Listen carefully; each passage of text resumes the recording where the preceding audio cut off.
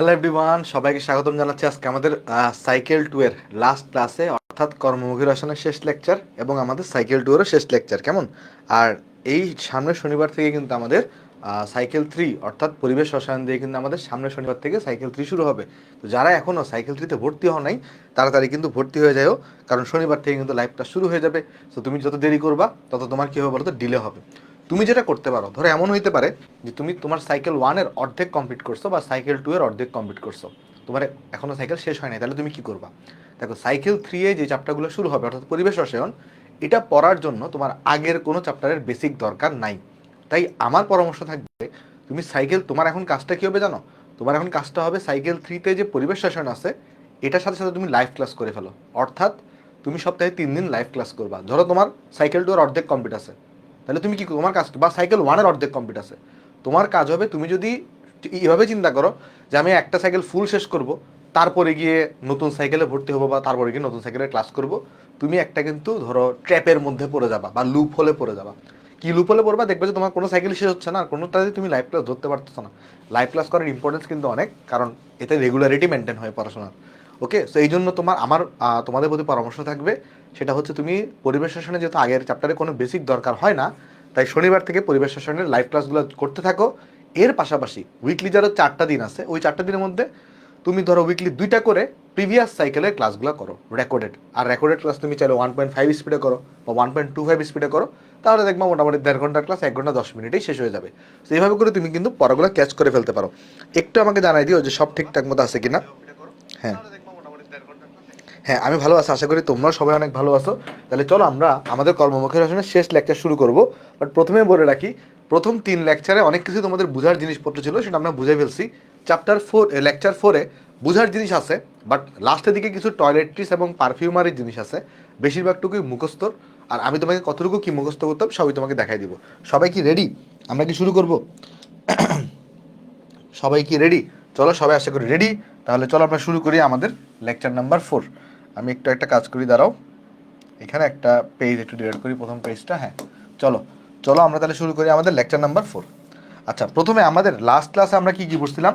Last ক্লাসে আমরা প্রকৃত দ্রবণ, তারপর তোমার হচ্ছে কলওয়েড, এবং তোমার হচ্ছে আমরা কলেট পর্যন্ত পড়ছিলাম, এবং কলেটের আমরা এই ছকটা দিয়ে শেষ করছিলাম। এবং তোমাকে কিন্তু বলছি এখানে এক্সাম্পলগুলো কিন্তু অনেক গুরুত্বপূর্ণ। এবং দেখো, এই যে দেখো, আমি প্রথমে তোমাকে একটু ধরাই দিই, আরেকবার মনে করাই দিই। দেখো, আমরা পড়ছিলাম যে আমাদের কলেট কয় প্রকার ছিল? 5 প্রকারের কলেট পাওয়া যায়, যেমন অ্যারোসোল, ফোম, জেল, ইমালশন এবং সল। এখানে আমাদের সব থেকে ইম্পর্টেন্ট কোনটা জানো? সব থেকে ইম্পর্টেন্ট হচ্ছে অ্যারোসোল এবং তোমার ইমালশন, এবং মোটামুটি জেলটাও ইম্পর্টেন্ট। ফোম আর সল্ট একটু কম ইম্পর্টেন্ট, তুমি চাইলে পড়তেও পারো, না পড়তে পারো, বাট এই তিনটা কিন্তু আমাকে অবশ্যই মনে রাখতে হবে। যেমন অ্যারোসোলে কি মনে রাখতে হয়? অ্যারোসোলে বিস্তরণ মাধ্যম থেকে গ্যাস, আর অ্যারোসোলে কি থাকে? বিস্তরণ মাধ্যম থেকে গ্যাস। আর অ্যারোসোলের উদাহরণগুলো কি? যেমন ধোঁয়া, বায়ুতে ভাসমান ধুলা, কুয়াশা, মেঘ, এগুলো হচ্ছে অ্যারোসোলের উদাহরণ। আচ্ছা, জেলের মধ্যে উদাহরণগুলো কি থাকে দেখো তো? এই যে জেলি, জেলি, জেলি, পনির, দই, জুতোর কালি। এই দেখো, জুতোর কালি, জুতোর কালি, দই, এগুলো কিন্তু কি বলতো? এগুলো জেল হয়ে থাকে, এগুলো হয়ে থাকে জেল। আর আরেকটা যেটা আছে ইমালশন, এটা তো খুবই গুরুত্বপূর্ণ। এই যে দুধ, দুধ কিন্তু একটা ইমালশনের উদাহরণ। দুধ, শ্যাম্পু, ক্রিম, এগুলো হচ্ছে কিসের উদাহরণ বলতো? ইমালশনের উদাহরণ। তারপর তোমার হচ্ছে বাটার, এগুলো কিন্তু কিসের উদাহরণ? এগুলো কিন্তু ইমালশনের উদাহরণ। তা আশা করি তুমি ইমালশন উদাহরণগুলো বুঝতে পারছো। ঠিক আছে, আশা করি এগুলো বুঝতে পারছো। একটু হোল্ড করো, আমার একটা কল আসছে, একটু হোল্ড করে দাও।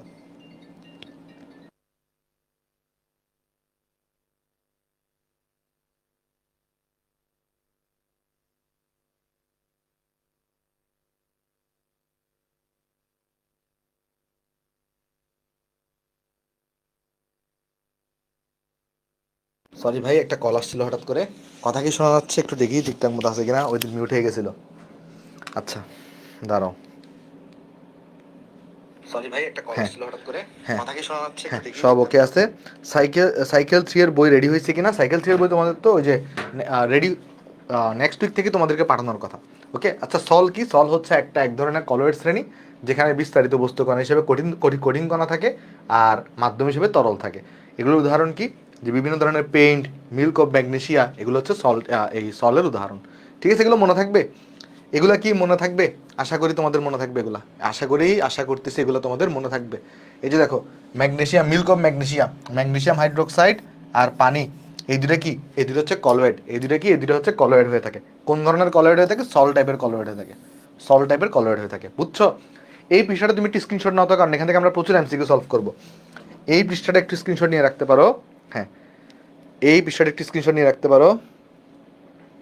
ওকে, আম্মুর একটু অসুস্থ আর কি, এই জন্য আজকে সকাল থেকে আসলে একটি রিপোর্ট আনতে গেছিলাম, এই জন্য ক্লাস গুছাতে, স্লাইড গুছাতে গুছাতে লেট হয়ে গেছে, এই জন্য সরি, বারবার দুইবার ক্লাস করা পিছানো লাগছে। যাই হোক, চলো আমরা তাহলে শুরু করি, নেক্সটে যাই। নেক্সটে সাসপেনশন পড়ানোর আগে দেখো, আমরা লাস্ট ক্লাসে এই জিনিসটা পড়ছিলাম, তিনটা ডাটা আমরা একটু দেখছিলাম। দেখো, তিন ধরনের দ্রবণ আমাদের হয়েছিল। তো যদি আমাদের প্রকৃত দ্রবণ, দেখো তিন ধরনের দ্রবণ আমরা পাইছিলাম, একটা ছিল প্রকৃত দ্রবণ। বলো তো প্রকৃত দ্রবণে তোমার হচ্ছে যে আমার কণার আকার কত ছিল? প্রকৃত দ্রবণে কণার আকার কত ছিল? তোমরা বলো যে ভাই প্রকৃত দ্রবণে কণার আকার ছিল less than 2 nanometre, less than কত? 2 ন্যানোমিটার। আবার আমরা দেখছিলাম আরেকটা ছিল আমাদের কলয়েড, মানে কলয়েডে কি হইতো, প্রকৃত দ্রবণে যে দ্রবের কণা তার থেকে কলয়েডের আকারগুলো একটু বড় ছিল, তাও এটাকে কিন্তু খালি চোখে দেখা যায় না। যেমন কলয়েডের আকার কত হয়? 2 থেকে 500 ন্যানোমিটার পর্যন্ত হয়ে থাকে। আর সব থেকে বড় কে ছিল? সব থেকে বড় ছিল সাসপেনশন। সব থেকে বড় ছিল কে? সব থেকে বড় ছিল সাসপেনশন। তাহলে সাসপেনশন এই কণাগুলোর আকার কিরকম হয়? এই কণাগুলোর আকার হচ্ছে গ্রেটার দেন 500 ন্যানোমিটার হয়ে থাকে। তো এই জিনিসটা আমরা কিন্তু ন্যানোমিটারে পড়ছি, বাট অনেক সময় কি হয় জানো, এটা প্রশ্নের মধ্যে তোমার বা এমসিকিউতে সেন্টিমিটারে জিজ্ঞেস করে অনেক সময়। তো সেন্টিমিটার ডাটাগুলো আমাদের একটু মনে রাখতে হবে।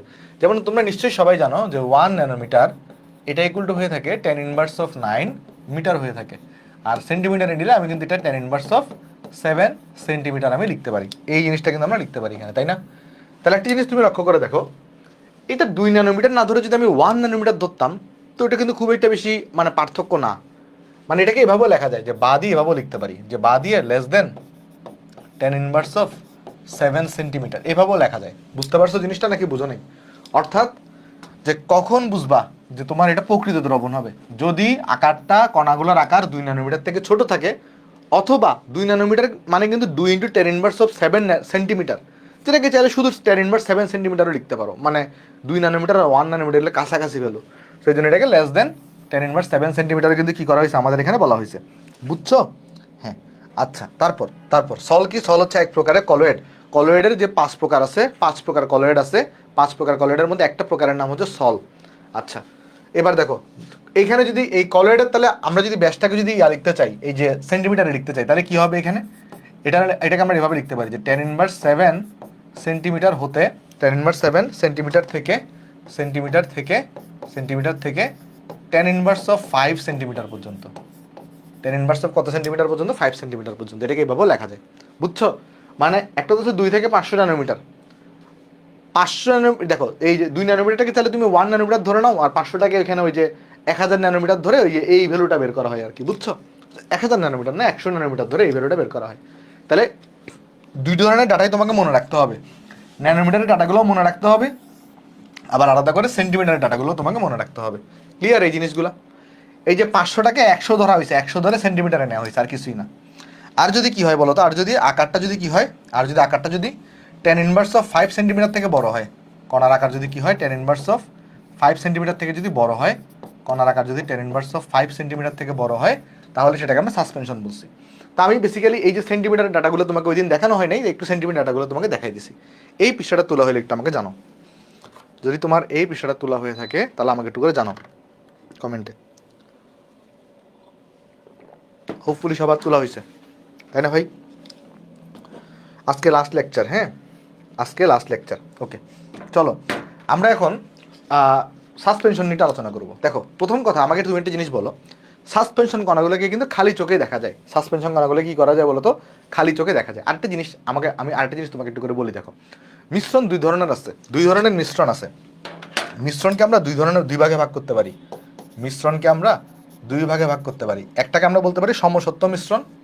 দেখো, একটাকে আমরা কি বলতে পারি? একটাকে আমরা বলতে পারি সমসত্ব মিশ্রণ, আর আরেকটাকে আমরা বলতে পারি অসমসত্ব মিশ্রণ। এই দুটার মধ্যে পার্থক্য কি কেউ জানো?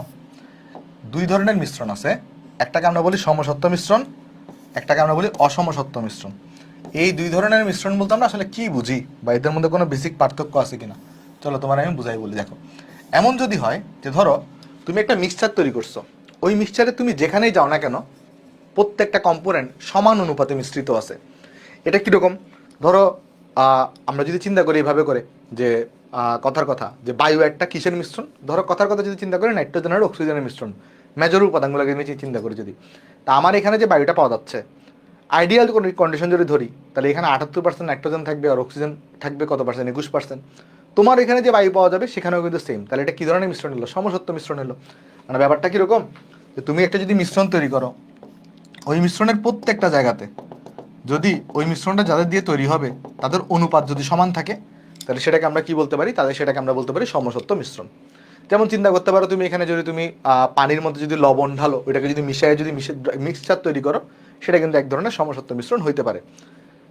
আর আরেকটা আছে অসমসত্ব মিশ্রণ। ওইটা কীরকম? ওইটা হচ্ছে এক এক জায়গায় কোন একটা মিশ্রণের এক এক জায়গায় মিশ্রণের অনুপাতটা এক এক রকম হবে। তো তুমি খেয়াল করে দেখো এইটা কখন হয়, যদি কণার একটা দ্রবণ যদি প্রকৃত দ্রবণ হয় তাহলে সে হবে সমসত্ব মিশ্রণ। প্রকৃত দ্রবণে কি থাকে, কণার আকারগুলো খুবই ক্ষুদ্র থাকে, তারা একদম দ্রবীভূত অবস্থায় থাকে। বাট কলয়েড আর সাসপেনশনে কণার আকার বড় হওয়ার কারণে এখানে এরা কিন্তু কি তৈরি করে বলতো, অসমসত্ব মিশ্রণ তৈরি করে। কারণ কণার আকার বড়, তো কণার আকার বড় হওয়ার কারণে এরা প্রপারলি কি হতে পারে না, মিক্সড হইতে পারে না। তো দেখা যায় কোনো জায়গায় বেশি মিক্সড হয়, কোনো জায়গায় কম মিক্সড হয়, এই জন্য এখানে অসমসত্ব মিশ্রণ দেখা যায়। তার মানে এটা আমরা মনে রাখবো যে প্রকৃত দ্রবণ বা এই যে প্রকৃত দ্রবণটা এটা কিন্তু সমসত্ব মিশ্রণ তৈরি করে।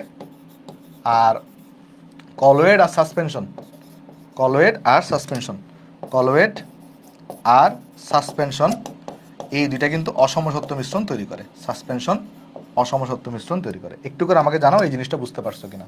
তাহলে মিশ্রণ আমরা দুই প্রকার বললাম, একটা হচ্ছে সমসত্ব মিশ্রণ, একটা হচ্ছে অসমসত্ব মিশ্রণ।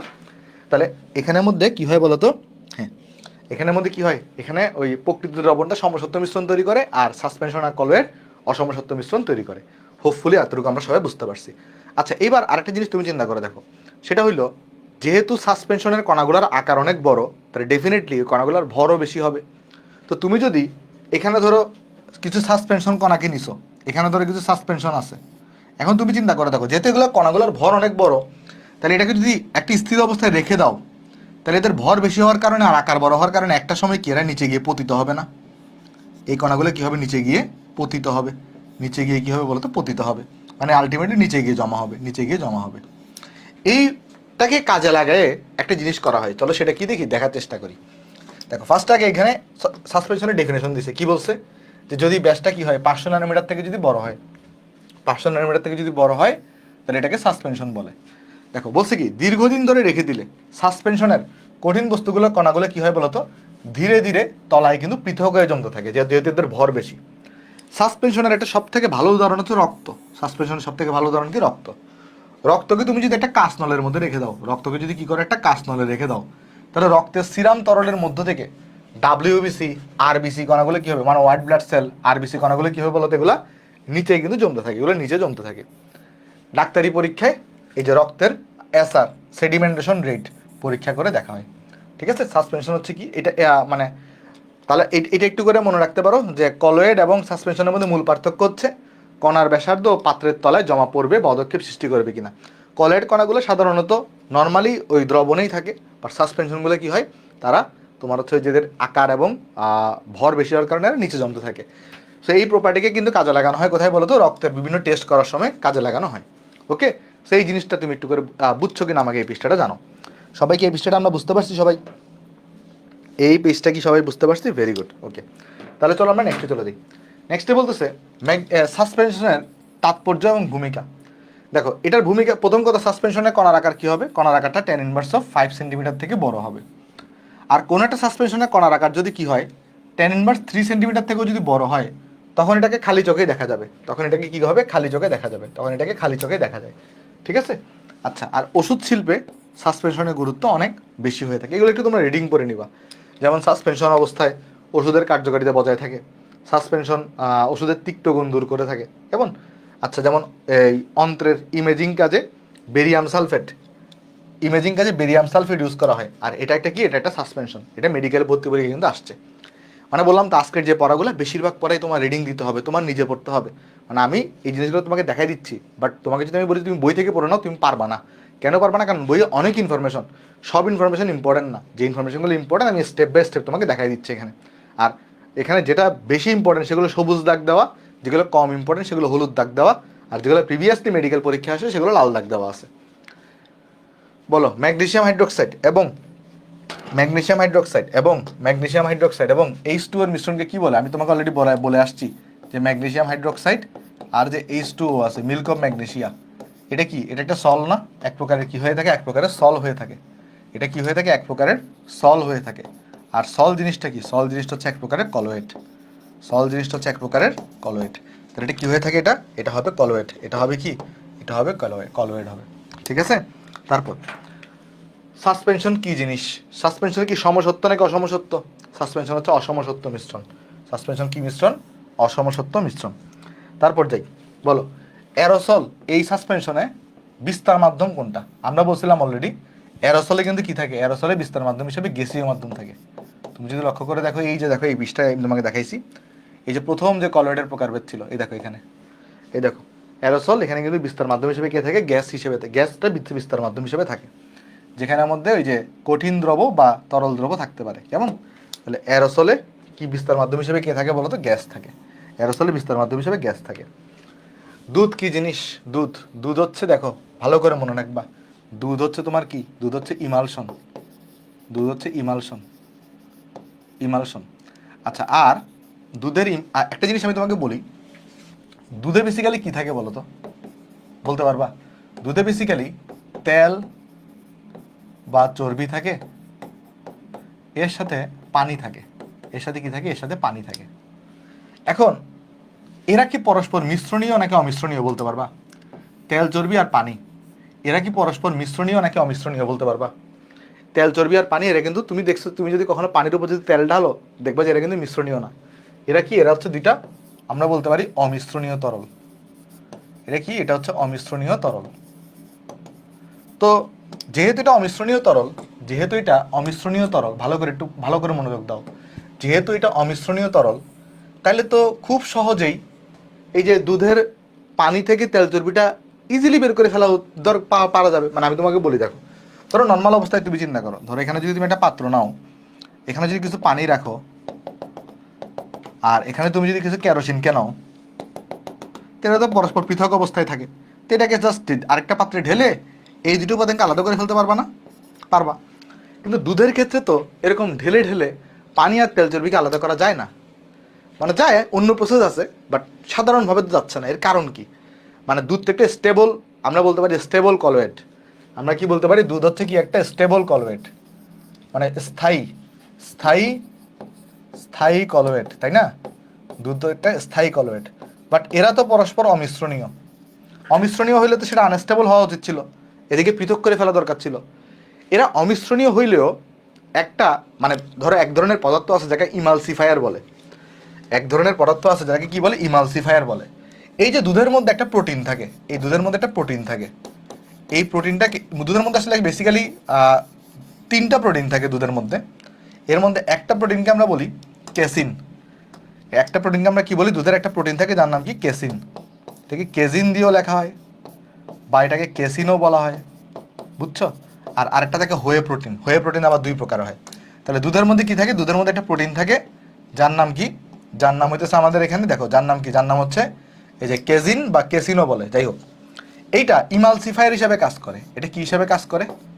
এটা কাজ করে ইমালসিফায়ার হিসেবে। এটা কাজ করে ইমালসিফায়ার হিসেবে। আর ইমালসিফায়ার জিনিসটা কি? ইমালসিফায়ার হচ্ছে এমন একটা কেমিক্যাল বা এমন একটা পদার্থ যেটা দুইটা অমিশ্রণীয় তরলের মধ্যে একটা ভারসাম্য রক্ষা করে বা একটা ব্রিজ হিসেবে কাজ করে। যেটা কি করতে মানে না, মানে স্টেবল সিস্টেম দান করে। বুঝতে পারতেছো নাকি বুঝো নাই?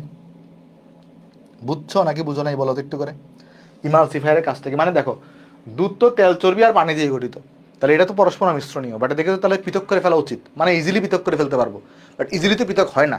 তুমি যদি এক পাত্র থেকে আরেক পাত্রে দুধ দুধ ঢালো, তো এখানে কি তেল চর্বি আর পানি আলাদা হয়ে যায়? না, দুধ তো দুধই থাকে, তাই না?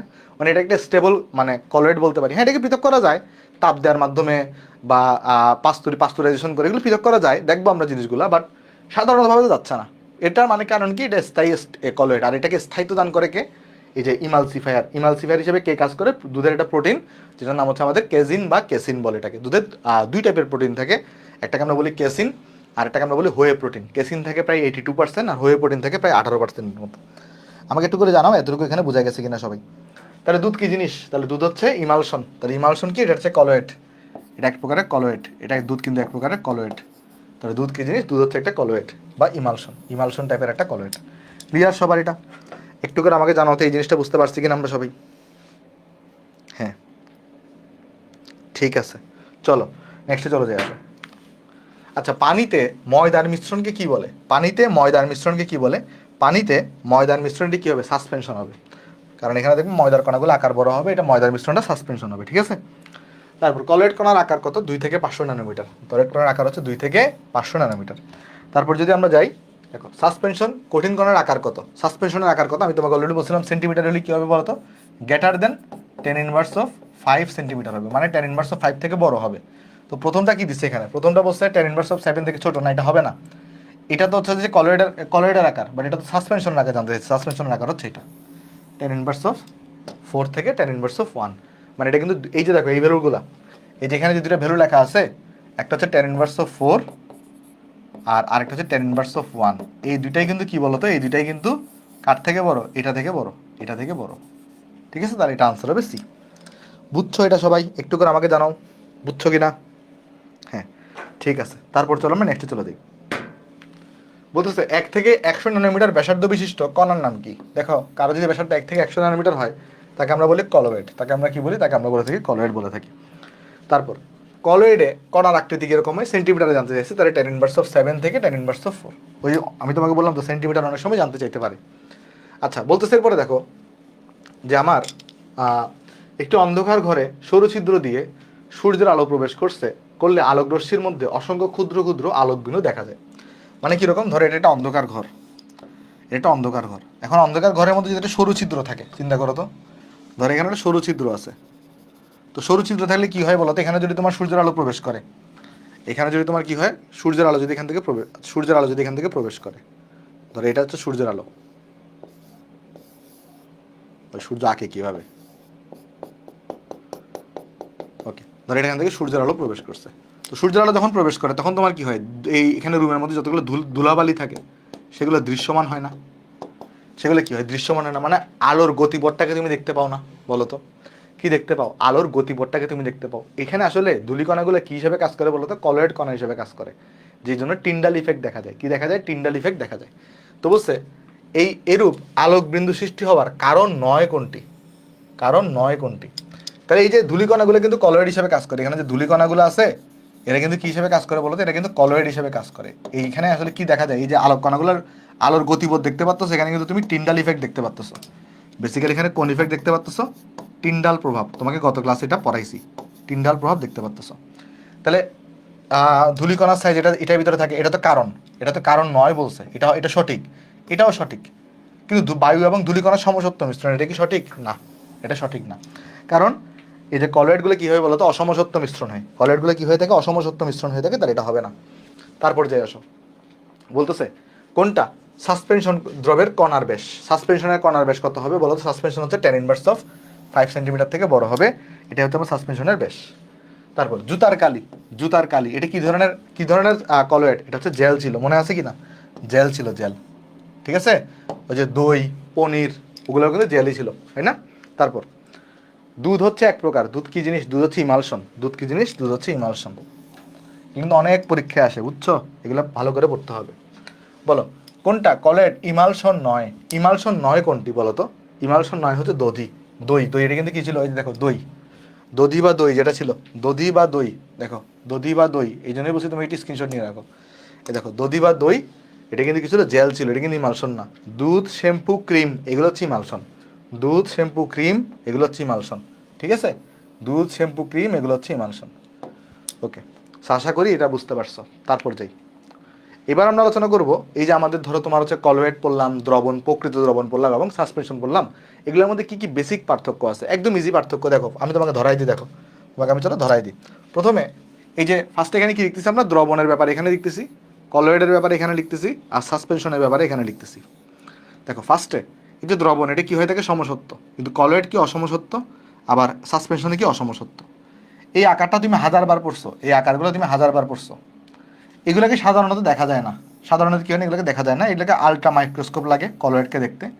আর সাসপেনশনের ক্ষেত্রে কি হয়? নর্মালি যদি 10 ইনভার্স 3 সেন্টিমিটার থেকে বড় হয় তাহলে খালি চোখেই দেখা যায়, তাহলে খালি চোখেই দেখা যায়, অথবা সাধারণ মাইক্রোস্কোপ দিয়েও দেখা যায়, আলট্রা মাইক্রোস্কোপ লাগে না। দেখো একমাত্র কলয়েড কণাগুলার মধ্যেই ব্রাউনীয় গতি আছে, কলয়েড কণাগুলার মধ্যে কি আছে, ব্রাউনীয় গতি আছে।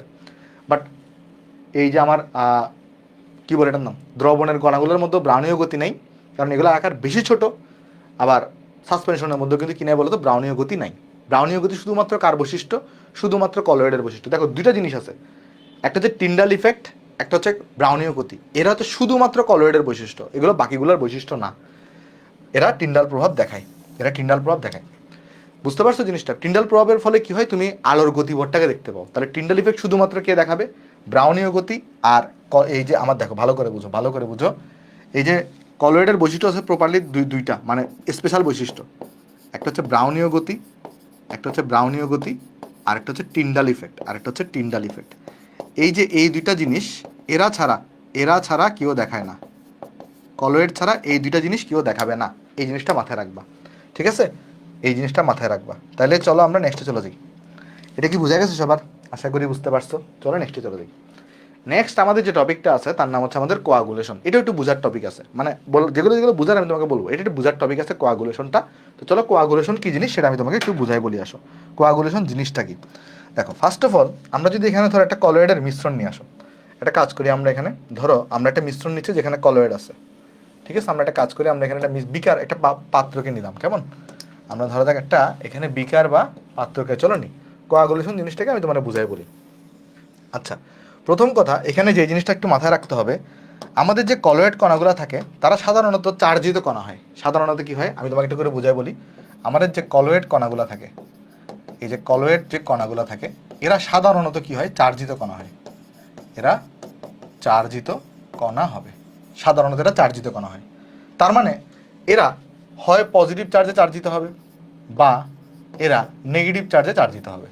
তাহলে কলয়েড কণাগুলো কি থাকে, কলয়েড কণাগুলো সাধারণত চার্জিত কণা হয়। তার মানে তারা হয় পজিটিভ চার্জে চার্জিত থাকবে, তারা না হয় নালে নেগেটিভ চার্জে চার্জিত থাকবে। ওকে, আচ্ছা এখানে কাহিনী কি হয় দেখো, ধরো এখানে আমি একটা কলয়েড কণাকে নিচ্ছি, ধরো যাক এখানে একটা কলয়েড কণা নিলাম, এই জায়গায় ধরো একটা কলয়েড কণা আছে, ধরো এই জায়গায় একটা কলয়েড কণা আছে, তারপর ধরো এই জায়গায় একটা কলয়েড কণা আছে, কেমন? তারপর ধরো যাক এই জায়গায় তোমার একটা কলয়েড কণা আছে। তাহলে এগুলো হচ্ছে কলয়েড কণা। তাহলে এগুলো কি, এগুলোকে আমি বলতে পারি, এই যে দেখো এগুলোকে আমি বলতে পারি কি, এটা হচ্ছে আমাদের, আমরা যদি লক্ষ্য করি দেখো এটা হচ্ছে আমাদের বিস্তারণ মাধ্যম। দেখো মনে পড়ে কিনা, দুইটা ফেস ছিল, এটা হচ্ছে বিস্তারণ মাধ্যম, আর এটা হচ্ছে আমার কলয়েড কণা, বা আমরা বলতে পারি বিস্তারিত বস্তু কণা।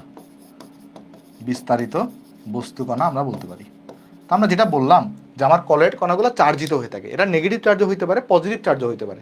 ধরা যাক এরা নেগেটিভ চার্জে চার্জিত আছে, ধরা যাক এরা কি চার্জে চার্জিত, ধরা যাক এরা নেগেটিভ চার্জে চার্জিত। আচ্ছা বলো তো, নেগেটিভ চার্জে চার্জিত যেহেতু, তাহলে এই কণাটা আর এই কণাটার মধ্যে আকর্ষণ হবে নাকি বিকর্ষণ হবে? এই দুই কণার মধ্যে আকর্ষণ হবে নাকি বিকর্ষণ হবে? ডেফিনেটলি, যেহেতু এরা সমধর্মী চার্জে চার্জিত, তাহলে এদের মধ্যে বিকর্ষণ হবে। তাহলে এদের মধ্যে বিকর্ষণ হইলে এরা কিন্তু জীবনও কাছাকাছি আসবে না, এরা কিন্তু জীবনও কি হবে না, কাছাকাছি আসবে না। আর কাছাকাছি না আসলে এরা দূরে দূরে থাকবে। এদের মধ্যে কি জমাট বাঁধা পসিবল? এদের মধ্যে জমাট বাঁধা পসিবল না। তাহলে জমাট না বাঁধলে এরা কি নিচে পড়বে? না, কারণ জমাট বাঁধলে না জিনিসটা ভারী হবে, আর ভরের কারণে তখন নিচে পড়ে যাবে, তাই না? ওজনের কারণে তখন নিচে পড়বে। কিন্তু এরা তো ভাই সবাই সমধর্মী চার্জে চার্জিত, তাহলে এদের মধ্যে তো পরস্পরের মধ্যে বিকর্ষণ কাজ করতেছে। তাহলে এরা তো সবসময় দৌড়াদৌড়ি করবে, এরা তো পরস্পরের মধ্যে কোনো আকর্ষণ নাই, তাহলে এরা জমাট বাঁধবে না। আর জমাট না বাঁধার কারণে কি হবে, এরা অদক্ষিপ্ত হবে না। এটা একটা স্থায়ী সিস্টেম হবে বা স্টেবল সিস্টেম হবে। বুঝতে পারছো? যদি অদক্ষেপ পড়ে যাইতো তাহলে জিনিসটা তো স্টেবল না, বাট যেহেতু অদক্ষেপ পড়তেছে না তাহলে জিনিসটা কিন্তু স্টেবল। তাহলে এখানে কি হয়, কলয়েড কণাগুলা এরা চার্জিত কণা হয়ে থাকে এবং এরা সবাই সমধর্মী চার্জে চার্জিত হয়। এরা কি হয়, সবাই সমধর্মী চার্জে চার্জিত হয়। এই কারণে কি হয়, যেহেতু চার্জিত কণা এবং কলয়েড কণাগুলা সমধর্মী চার্জে চার্জিত, সমধর্মী চার্জে চার্জিত, তাই এদের মধ্যে কি থাকে, এদের মধ্যে বিকর্ষণ থাকে। কণাগুলোর মধ্যে বিকর্ষণ থাকে।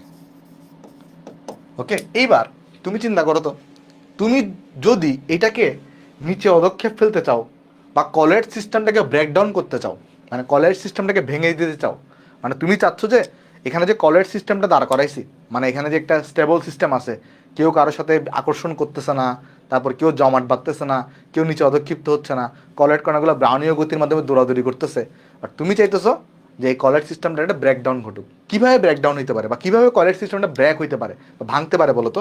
যদি কী হয় কোনো কারণে এই কলেট কণাগুলো যদি নিচে অধক্ষিপ্ত হয়, এই কলেট কণাগুলো যদি নিচে অধক্ষিপ্ত হয়, তাহলে কলয়েডের স্থায়িত্বটা কী হবে বলো তো? বিনষ্ট হবে।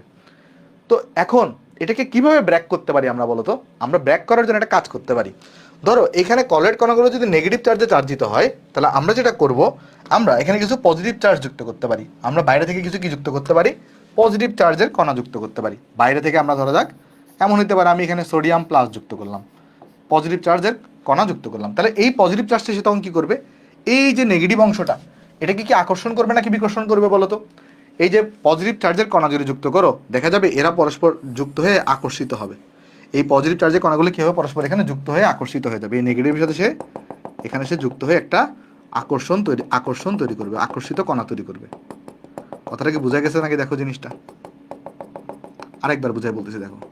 মানে এরা তো নেগেটিভ কণাগুলো যখন ছিল, এরা তো পরস্পরকে বিকর্ষণ করতেছিল, ফলে এরা দূরে দূরে ছিল।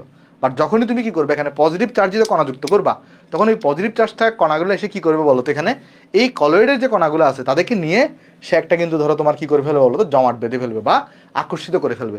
আকর্ষিত করার পরে কী হবে বলো? আকর্ষিত করার পরে যে ঘটনাটা ঘটবে, এরা কিন্তু আস্তে আস্তে সবাই নিচে কিন্তু জমা হয়ে যাবে। মানে এদের মধ্যে কিন্তু আর বিকর্ষণটা নাই। দেখো এই যে তুমি আমাকে বলো, এই যে এই পজিটিভ চার্জটা আসার ফলে এই পজিটিভ চার্জটা এই নেগেটিভ চার্জটাকে নিউট্রাল করে দিয়েছে না? আর নিউট্রাল করার ফলে কী হয়েছে বলো তো? তার মানে জিনিসটা কী হয়ে গেছে, তখন এটা জমাট বেঁধে গেছে এবং নিচে কিন্তু এসে অধক্ষিপ্ত হয়ে যাবে। তাহলে নিচে কী হবে তখন? এই যে নিচে কলয়েড কণাগুলো কিন্তু তখন অধক্ষিপ্ত হয়ে যাবে, কলয়েড কণাগুলো তখন অধক্ষিপ্ত হয়ে যাবে। তাহলে এই যে কলয়েড সিস্টেম, যেটা আসলে একটা ভারসাম্যের মধ্যে ছিল বা সুস্থিত অবস্থা ছিল, এই কলয়েড সিস্টেমটাকে তুমি কি করে ফেলছো? অস্থিত করে ফেলছো বা সুস্থিতিটা ভেঙে ফেলছো। এই সুস্থিতি ভেঙে ফেলার যে প্রসেস, তাকেই বলা হয় কোয়াগুলেশন। তাহলে বলো কোয়াগুলেশন প্রসেসটা বুঝতে পারছো কিনা? বলো কোয়াগুলেশন প্রসেসটা বুঝতে পারছো কিনা? কোয়াগুলেশন প্রসেসটা বুঝতে পারছো কিনা? আমি তোমাকে আরেকবার বুঝাই বলি।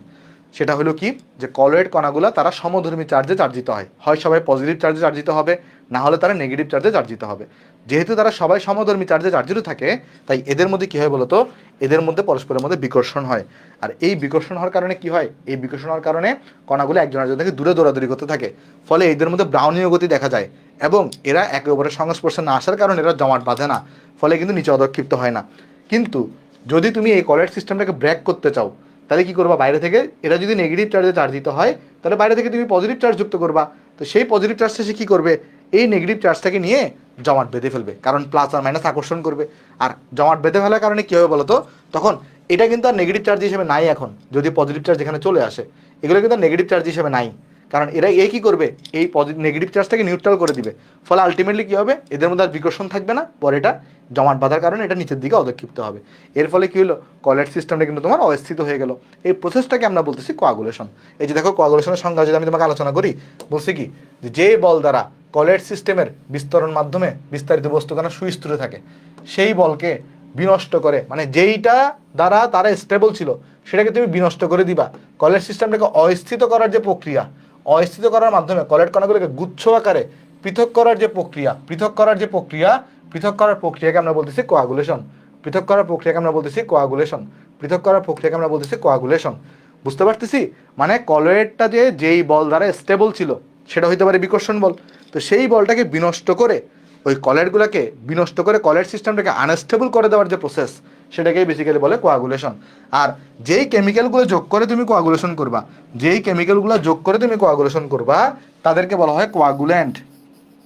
যেই কেমিক্যালটাকে তুমি যোগ করে তুমি কোয়াগুলেশন করবা, তাকে বলা হবে কোয়াগুল্যান্ট। বুঝতে পারছি নাকি বুঝি নাই? আর একটা জিনিস দেখো তো, চার্জের যে কোয়াগুল্যান্টগুলার চার্জের মান যত বেশি হবে, তারা কিন্তু বেশি পরিমাণ আকর্ষণ করে কলয়েড সিস্টেমটাকে বেশি পরিমাণ ব্রেকডাউন করতে পারবে বা বেশি পরিমাণ বিনষ্ট করে দিতে পারবে। তো একটা কোয়াগুলেন্টের কলয়েড সিস্টেমকে বিনষ্ট করার যে ক্ষমতা, তাকে বলে কোয়াগুলেশন ক্ষমতা। তাহলে কোয়াগুলেশন ক্ষমতা কার বেশি হবে? যার চার্জের মান যত বেশি, সে কিন্তু কলয়েড সিস্টেমকে তত বেশি ব্রেকডাউন করতে পারবে বা তত বেশি কোয়াগুলেশন ঘটাতে পারবে। তাই এই জন্য আমরা মনে রাখতে পারি যে চার্জের মান যদি বাড়ে, এই যে চার্জের মান ইজ প্রপোর্শনাল টু কোয়াগুলেশন ক্ষমতা। কোয়াগুলেশন ক্ষমতা অর্থাৎ ধরো তুমি যদি এখানে কি করো, তুমি যদি এখানে অ্যালুমিনিয়াম 3+ দিতা তাহলেও কিন্তু কি হতো বলো তো, এখানে কোয়াগুলেশন হইতো। এবং কোন ক্ষেত্রে কোয়াগুলেশন বেশি হবে? অ্যালুমিনিয়াম 3+-এর ক্ষেত্রে। আচ্ছা, যদি কলয়েড কণাগুলা পজিটিভ চার্জে চার্জিত হইতো তাহলে কোয়াগুলেন্টের চার্জ কীরকম হওয়া লাগবে বলতে পারো? যদি কলয়েড কণাগুলা পজিটিভ চার্জে চার্জিত হইতো তাহলে কোয়াগুলেন্টের চার্জ কী হওয়া লাগতো বলো তো একটু করে? যদি কলয়েড কণাগুলা পজিটিভ চার্জে চার্জিত হয় তাহলে কোয়াগুলেন্ট হইতে হবে নেগেটিভ চার্জে চার্জিত। Very good. তাহলে নালি তো বিনষ্ট হবে না। মানে জিনিসটা বুঝো, তোমার যদি কি হয়, তোমার যদি এরা যদি সবাই কি থাকে, এরা যদি সবাই পজিটিভ থাকে তাহলে তোমাকে ডেফিনেটলি নেগেটিভ যুক্ত করতে হবে। এই জিনিসগুলো এখানে আমরা এখন পড়বো। আশা করি এই জিনিসটা সবার এখানে বোঝা হয়েছে বা এতটুকু তুমি তুলতে পারছো। এগুলো তোলার দরকার নেই ডেফিনেশন, এই দু একটা জিনিস তুমি পরেও পিডিএফ থেকে তুলে নিতে পারো। তাহলে চলো আমরা নেক্সটে চলে যাই। ওকে, চলো নেক্সটে চলে যাই। দেখো নেক্সটে বলতেছে আমাদের কোয়াগুলেশনের এখানে দুইটা ল দেওয়া হয়েছে, মানে কে কোয়াগুলেশন বেশি করবে বা কোয়াগুলেশন কিভাবে হয় তার উপর ভিত্তি করে। এগুলোকে হার্ডি-শুলজের নিয়ম বলা হয়। এগুলোকে কি বলা হয়? হার্ডি-শুলজের নিয়ম বলা হয়। হার্ডি-শুলজের নিয়ম। আচ্ছা, এখানে কি কি বৈশিষ্ট্য দিচ্ছে দেখো। বলতেছে কলয়েড কণার বিপরীত চার্জযুক্ত ক্যাটায়ন, বিপরীত চার্জযুক্ত ক্যাটায়ন অথবা অ্যানায়নগুলা কোয়াগুলেন্ট রূপে কাজ করবে। এটা তো অলরেডি বলছি যে কলয়েড কণা যদি পজিটিভ চার্জে চার্জিত হয় তাহলে কোয়াগুলেন্ট কইতে হবে নেগেটিভ চার্জ, কলয়েড যদি নেগেটিভ চার্জে চার্জিত হয় তাহলে কোয়াগুলেন্ট কইতে হবে পজিটিভ চার্জ। আচ্ছা, আরেকটা যেটা বললাম যে কোয়াগুলেন্টের কোয়াগুলেশন ক্ষমতা এটা কার সমানুপাতিক? আয়নের চার্জ সংখ্যার সমানুপাতিক। অর্থাৎ চার্জ যত বাড়বে কোয়াগুলেশন ক্ষমতা তত বাড়ে। চার্জ সংখ্যা যত বাড়বে তত কি হবে বলতো, তত হবে তোমার এখানে কোয়াগুলেশন ক্ষমতাও বাড়ে। তাহলে সব থেকে বেশি কোয়াগুলেশন ক্ষমতা কারা দেখায়? এই যে অ্যালুমিনিয়াম 3+, যাদের +3 চার্জ থাকে। মানে যদি তোমার কি হয়, কলয়েড কণা যদি নেগেটিভ হয়, ঋণাত্মক কলয়েড আয়নের জন্য যারা নেগেটিভ, যদি নেগেটিভ কি থাকে, নেগেটিভ তোমার কলয়েড কণা থাকে, তাহলে ওইখানে কোয়াগুলেন্ট হিসেবে কাজ করবে পজিটিভ চার্জ। আর কোন কোয়াগুলেন্টগুলো ভালো কাজ করবে? যাদের চার্জ বেশি বা 3+ হইতে পারে। হ্যাঁ, আশা করি বুঝতে পারছো। ঠিক আছে, চলো আমরা তাহলে কয়েকটা কোয়েশ্চন সলভ করে ফেলি বা আরো জিনিসপত্র দেখি। আসো দেখো, এখানে আমি যা বলছি তাই এখানে লেখা আছে। দেখো, আমি তোমার যা পড়াইছি তাই এখানে বলা আছে। আমি তোমার দেখাই দিই। দেখো, বলতেছে কি, তুমি যখন ঋণাত্মক চার্জের কলয়েড কণাকে নিয়ে কোয়াগুলেশন করবা তখন দেখো কি হবে, এই যে +3 কোয়াগুলেশন ক্ষমতা সব থেকে বেশি, তারপরে +2, তারপরে +1। আবার যদি কি থাকে, কলয়েড কণা যদি ধনাত্মক চার্জের থাকে তাহলে কোয়াগুলেন্ট নিতে হবে নেগেটিভ চার্জ। দেখো, এখানে -3, এখানে -2, এখানে -2, এখানে -2, এখানে দেখো -1। অর্থাৎ তোমার কি হবে, তোমার হচ্ছে এখানে এই যে চার্জের মান দেখো এইভাবে করে, মানে ব্যাপারটা কি বুঝো জিনিসটা। 3- তো 2- থেকে, মানে এখানে তাহলে চার্জের সংখ্যা এখানে কত? এখানে 3, এখানে 2, তাহলে ওইটার কিন্তু কোয়াগুলেশন ক্ষমতা বেশি 3-এর। বুঝতে পারছো? এই জিনিসগুলো একটু ভালো করে পড়বা। ওকে, তারপর যাই আসো। তারপরে আচ্ছা, এখানে একটু করে দেখাই দিই যে কোয়াগুলেশন আমরা কেন করি, কোয়াগুলেশন করা ভালো না খারাপ। দেখো, এটার একটা কাহিনী হতে পারে, কোয়াগুলেশন করা কিন্তু খারাপ কিছু না, ভালো জিনিস হইতে পারে। ধরো, কথার কথা, মিশ্রণের মধ্যে ধুলাবালি আছে বা ধরো এমন কিছু আছে যারা বিষাক্ত, তো তাকে তুমি পৃথক করে ফেলতে চাচ্ছ মিশ্রণ থেকে, তখন কি করতে হবে? তোমাকে কোয়াগুলেশন করতে হবে। তাহলে এটা কোয়াগুলেশন কিন্তু খারাপ কাজ না। ওকে, তো কোয়াগুলেশনটা আমরা কি করতে পারি? একটা জিনিস দেখো, এখানে একটা সিইটিপি, এটার পূর্ণরূপ কি? পূর্ণরূপ হচ্ছে combined effluent treatment plant. Combined, দেখো আমি যদি ইংলিশে লিখে দিই, এখানে ইংলিশটা হবে এরকম, সিইটিপি, তাহলে হচ্ছে কম্বাইন্ড ইফ্লুয়েন্ট বানান, একটা এফ না দুইটা এফ একটু চেক করিও। ইফ্লুয়েন্ট ট্রিটমেন্ট প্ল্যান্ট, একটু এই জিনিসটা চেক দিও। আচ্ছা, আমি একটু দেখি, চেক করি ইফ্লুয়েন্টে একটা এফ না দুইটা এফ।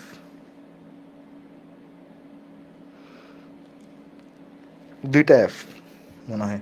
দাঁড়াও, আমার দেখি হলো আবার, এটা একটা সেকেন্ড, আমি একটু চেক করে দেখি। ইফ্লুয়েন্ট, এখানে একটা এফ না দুইটা এফ? দুইটা এফ। হ্যাঁ, দুইটা এফ। তাহলে এখানে আরেকটা এফ হবে। ওকে, এখানে আরেকটা এফ হবে। ঠিক আছে, ওকে।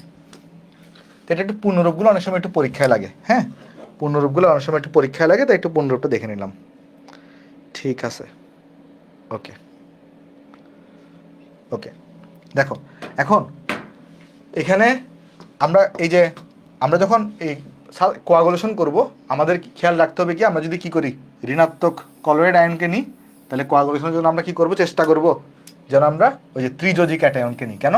কারণ ত্রিযোজী ক্যাটায়নের কি থাকে, কোয়াগুলেশন ক্ষমতা বেশি থাকে, এই জন্য। আচ্ছা, আবার তোমাকে কি করতে হবে, ন্যূনতম কোয়াগুলেন্ট ব্যবহার করতে হবে। কি করতে হবে? কোয়াগুলেশন করার সময় ন্যূনতম কোয়াগুলেন্ট ব্যবহার করতে হবে। কেন? কারণ তুমি চিন্তা করো তো, কোয়াগুলেন্ট যদি তুমি বেশি পরিমাণে যুক্ত করো, তখন কিন্তু সেইটা আবার দূষক হিসেবে কাজ করবে। মানে তোমাকে এমন পরিমাণে ইউজ করতে হবে যাতে শুধুমাত্র কলোয়েড কণাকে নিচে ফেলে দেয় তোমার টার্গেট থাকে।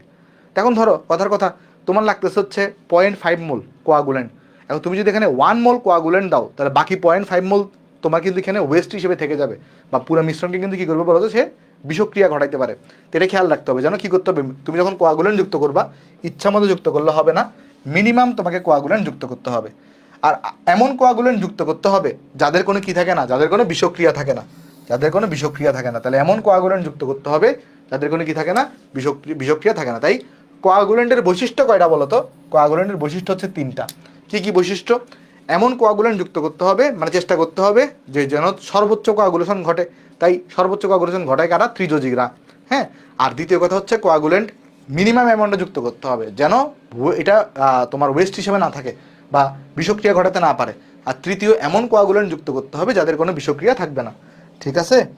আশা করি বুঝতে পারছো, আশা করি বুঝতে পারছো। তারপর চলো নেক্সট চলে যাই।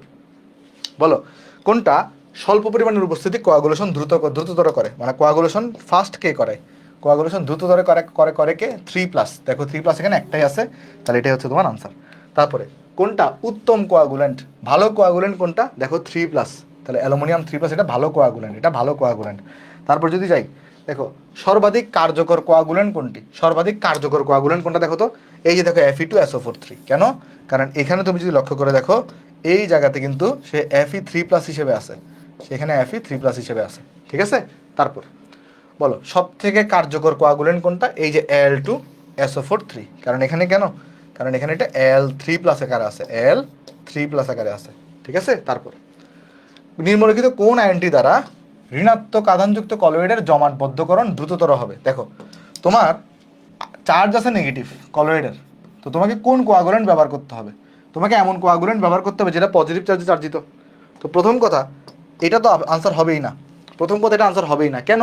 কারণ তোমার কলোয়েড কণার চার্জ হচ্ছে নেগেটিভ, তাহলে তোমাকে এমন কোয়াগুলেন্ট যুক্ত করতে হবে যার চার্জ পজিটিভ। এবার দেখতে হবে সেই কোয়াগুলেন্টের মধ্যে কোনটার চার্জ সর্বাধিক আছে।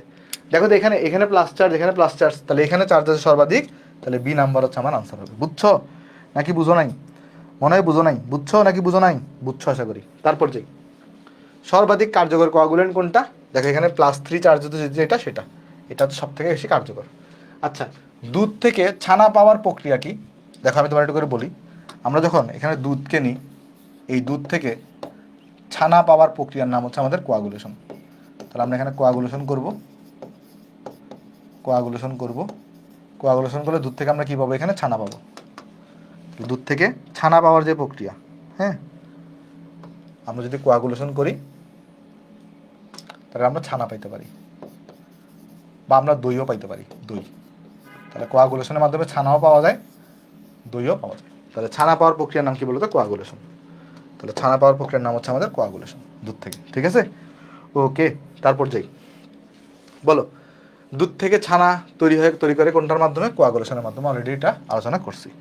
তারপর সাসপেনশন, এটা কি জিনিস? সাসপেনশন ফার্স্ট হতে এটা দেখো তো, এটা কি আনসার হবে? বি নাম্বারটা কি আনসার হবে? 10⁻⁶ এটা যদি ন্যানোমিটারে নিতাম তাহলে কি আসতো বলো তো? ন্যানোমিটারে নিলে আসতো তোমার এখানে 10⁻⁹ দিয়ে গুণ দাও, তাহলে 10⁻³ মিটার আসতো। হ্যাঁ, তাহলে তো ঠিক আছে, তাহলে তো ঠিক আছে। ওকে, দাঁড়াও, এটা কি আনসার হবে বলো? 10⁻⁶ মিটার, ন্যানোমিটার। দাঁড়াও, 10⁻⁶ মিটার, এটা যদি ন্যানোমিটারে নিতাম, আচ্ছা এমনি নর্মালি সেন্টিমিটারে নিলে কি আসবে? সেন্টিমিটারে নিলে আসবে 1 মিটার মানে হচ্ছে 100 সেন্টিমিটার, তাহলে 10⁻⁴ সেন্টিমিটার। তাহলে ডেফিনেটলি এটা 10⁻⁵ থেকে বড়, 5 থেকে বড়, তাহলে এটাতে কারেক্ট। হ্যাঁ, এটা কণার আকার ঠিক আছে। অস্বচ্ছ অসমসত্ত্বীয় মিশ্রণ, এটাও ঠিক আছে। মাইক্রোস্কোপের সাহায্যে বিস্তৃত দেখা যায়, এটাও ঠিক আছে, দেখা যায় মাইক্রোস্কোপ বিস্তৃত দেখা যায়। তাহলে এখানে কী হবে? এখানে আনসার হবে 1 2 3। আনসার কী হবে? 1 2 3 হবে এখানে। ঠিক আছে? বুঝছো নাকি বুঝো নাই বলো? 1 2 3 হবে। মাইক্রোস্কোপ দিয়ে এসব কণা দেখা যাবে। ওকে, আচ্ছা তারপর চলো আমরা নেক্সট চলে দিই। বলো সাসপেনশন দ্রবের কণাগুলা tan ইনভার্স 5 সেন্টিমিটার থেকে বড় হয়। তাহলে কি হয় এখানে tan ইনভার্স 5 সেন্টিমিটার থেকে বড় হয়, ঠিক আছে। ফিল্টার কাগজ দিয়ে খালি চোখে দেখা যায়, খালি চোখে দেখা যায় এদেরকে, এদেরকে কি হবে খালি চোখে দেখা যায়, ফিল্টার কাগজ দিয়ে যেতে পারে না। দেখো এদের আকার তো বড় হয়, এদের আকার বড় হওয়ার কারণে এরা কিন্তু কি করে না, ফিল্টার পেপার দিয়ে বাইপাস হতে পারে না, এরা এখানে জমাট বেঁধে থেকে যাবে। এদের আকার বড় হওয়ার কারণে কি হবে, ফিল্টার পেপার দিয়ে যেতে পারে না। কেমন? তাহলে এখানে আনসার হবে কিন্তু 1 এবং 3। তাহলে এখানে আনসার হবে কত, 1 এবং 3। বুঝছো এটা? বলো তো একটু করে বুঝছো কিনা? এই জিনিসটাকে বোঝা গেছে, যেহেতু এদের আকারটা বড় তাই এরা কিন্তু ফিল্টার পেপার দিয়ে পাস হতে পারবে না, এরা ফিল্টার পেপারে কিন্তু কী হবে বলো তো এখানে রয়ে যাবে। ঠিক আছে ঠিক আছে, তারপর যাই। বলো কোয়াগুলেশনের ক্ষেত্রে আয়নের প্রভাবের সঠিক ক্রম কোনটা? সঠিক ক্রম এখানে কোনটা বলো তো? দেখো প্রথম কথা দেখেই বোঝা যাচ্ছে এই জিনিসটা ভুল হবে। কেন ভুল হবে? কারণ এখানে -1 চার্জ, এখানে -2 চার্জ, এখানে -3 চার্জ। এটা তো কারেক্ট তো, এটা যে PO4 3 এটারটা হচ্ছে S2- থেকে বড়, এটারটা হচ্ছে Cl- থেকে বড়। প্রথমে এটা ভুল, তাহলে এখানে আমাদের আর বাকিটা চেক করার দরকার নেই, যে ডাবল ডাবল আনসার। তাহলে আনসার হবে 1 এবং 2। তাহলে আনসার কত হবে? 1 এবং 2। তারপর কোয়াগুলেশন প্রক্রিয়ার জন্য প্রযোজ্য কি করতে পারি আমরা? কোয়াগুলেশনের মাধ্যমে দূষিত পানি শোধিত করা হয়, ঠিক আছে, একটা আধুনিক পদ্ধতি, সেটাও ঠিক আছে। ক্ষুদ্র ক্ষুদ্র কণাকে আমরা বড় কণায় রূপান্তরিত করি, হ্যাঁ, এই যে ক্ষুদ্র কণা ছিল এগুলোকে আমরা জমাট বাঁধাই, তাহলে বড় কণায় রূপান্তরিত করা হয়, এটাও ঠিক আছে। তাহলে এখানে আনসার হবে 1 2 3। তাহলে আনসার কোনটা হবে? 1 2 3 হবে। তারপর কলয়েড দ্রবণ থেকে কণার কোয়াগুলেশন হয় যখন আমার কি বলছে, কলয়েড দ্রবণ থেকে কোয়াগুলেশন কখন হবে? যখন তড়িৎ বিশ্লেষ্য পদার্থের পরিমাণ বেশি থাকে, হ্যাঁ, ওই যে প্লাস মাইনাস থাকতে হবে। তারপর কলয়েড কণার আধান তড়িৎ বিশ্লেষ্য কণার আধানের বিপরীত হবে।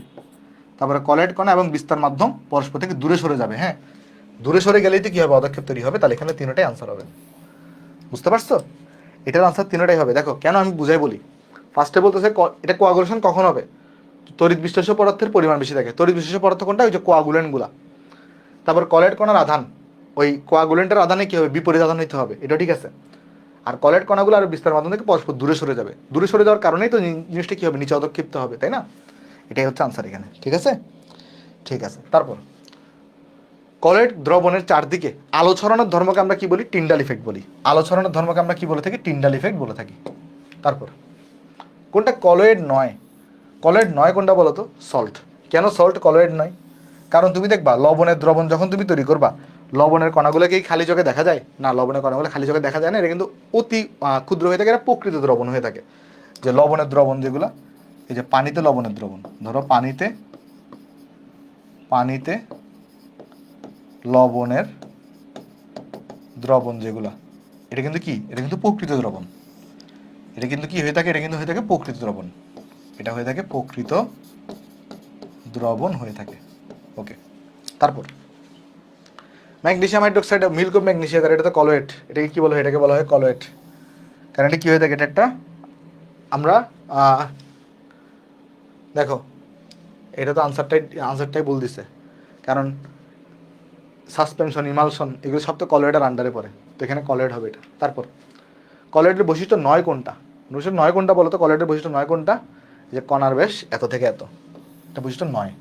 এটা তো প্রকৃত দ্রবণের বৈশিষ্ট্য দিয়ে দিচ্ছে, তাহলে এটা কলয়েডের বৈশিষ্ট্য 9, ঠিক আছে। তারপর যাই। ওকে, তো আমাদের মোটামুটি কলয়েড দ্রবণ আমাদের পড়া শেষ। আমাদের দ্রবণ পড়া শেষ, হ্যাঁ হ্যাঁ, ভেরি গুড। আমাদের দ্রবণ পড়া শেষ। আমরা তাহলে এখন আলোচনা করব দুধের শতকরা সংযুক্তি। এখন যে টপিকগুলো, এগুলো আসলে বোঝার আর কিছু নেই, মানে বোঝার পাঠ পর্যন্ত ছিল কোয়াগুলেশন পর্যন্ত, বাকিগুলো তোমাকে কিন্তু কি করতে হবে, একটু মনে রাখতে হবে। তো চলো আমি তোমাকে ধরে ধরে, সব তো আর মনে রাখতে হবে না, আমি তোমাকে দেখাই দিব কোনটা কোনটা বেশি বেশি পড়তে হবে, বা কোন লাইনগুলো বেশি ইম্পর্টেন্ট, আর বোঝানোর যা আছে আমি তোমাকে হালকা পাতলা টুকিটাকে বুঝাই দিব। প্রথম কথা, দুধের শতকরা সংযুক্তি মানে কি? মানে দুধের মধ্যে কোন কম্পোনেন্ট বেশি আছে, কোন কম্পোনেন্ট কম আছে। মনে রাখবা দুধের প্রধান উপাদান হচ্ছে পানি। তাহলে দুধের প্রধান উপাদান কি? দুধের প্রধান উপাদান হচ্ছে পানি। আর দুধকে আমরা বলে থাকি সুষম খাদ্য। কেন সুষম খাদ্য বলি? এর রিজনটা হলো দুধের মধ্যে প্রায় সব ধরনের পুষ্টি উপাদান বিদ্যমান থাকে। তাহলে প্রথম করে দেখো, এই যে দেখো, দুধে প্রাণীদেহের সব প্রকার পুষ্টি উপাদান সুষমভাবে থাকে। এই জন্য দুধকে কি বলা হয়? দুধকে বলা হয় আদর্শ খাদ্য। তাহলে দুধ হচ্ছে আদর্শ খাদ্য। আচ্ছা, এবার দেখো, এই যে দুধের আসলে উৎপত্তি কোত্থেকে? উৎপত্তি হচ্ছে পিটুইটারি গ্ল্যান্ড থেকে। নিঃসরিত, পিটুইটারি গ্ল্যান্ড থেকে নিঃসরিত প্রোল্যাকটিন হরমোন রক্ত প্রবাহে এই যে মামারি গ্ল্যান্ডে এসে দুধের নিঃসরণ ঘটায়। এগুলো মাঝে মাঝে এমসিকিউতে আসে, মেডিকেলে একটু জেনে রাখবা। আচ্ছা, তার উপর গাভীর দুধের আপেক্ষিক গুরুত্ব, কার দুধের? গাভীর দুধের আপেক্ষিক গুরুত্ব কত হয়ে থাকে? এই যে 1.029 থেকে 1.029 থেকে 1.039। বা এগুলো জানি আমার লাভ কি? এগুলো জানি আসলে তোমার লাভ কি আমি জানি না, কিন্তু তোমাকে মানে যেহেতু বইতে দিছে, আর মানে হ্যাঁ জানলে তো ভালো, নলেজ তো খারাপ জিনিস না, জানলে ভালো। বাট কিছু নলেজ থাকে যেগুলো শুধুমাত্র ইউনিভার্সিটি অ্যাডমিশন পর্যন্ত, মানে এগুলো হচ্ছে এরকম নলেজ, মানে এটা তোমার পরবর্তীতে তুমি যদি এই ক্ষেত্রে যাও তাহলে তোমার নলেজটা লাগবে, বাট এই নলেজ তোমার আসলে পরবর্তীতে অত কাজে দিবে না তোমার। যাই হোক, তা একবার শিখে রাখবো যেহেতু বইতে আছে। আর দুধের পিএইচ মান কত হয়ে থাকে? দুধের পিএইচ মান হয়ে থাকে, দেখো দুধের পিএইচ মান হয়ে থাকে 6.6 থেকে 6.9। তো কাহিনী কি হয়, অনেক সময় দুধটা বিভিন্ন ব্যাকটেরিয়ার আক্রমণে তারা কিন্তু জারিত হয়ে যেতে পারে, তখন দুধের পিএইচ নষ্ট হয়ে যায়। এই কারণে দুধ কিন্তু হয় কী হয় বলো তো, নষ্ট হয়ে যেতে পারে। তো দুধ যাতে নষ্ট না হয় এই জন্য আমরা দুইটা কেমিক্যাল ইউজ করি, একটা হচ্ছে সোডিয়াম বাইকার্বনেট আর একটা হচ্ছে অথবা সোডিয়াম কার্বনেট। আমরা আস্তে আস্তে আসবো জিনিসগুলোতে। তাহলে দুধের পিএইচ মান কত? দুধের পিএইচ মান হচ্ছে আমাদের 6.6 থেকে 6.9।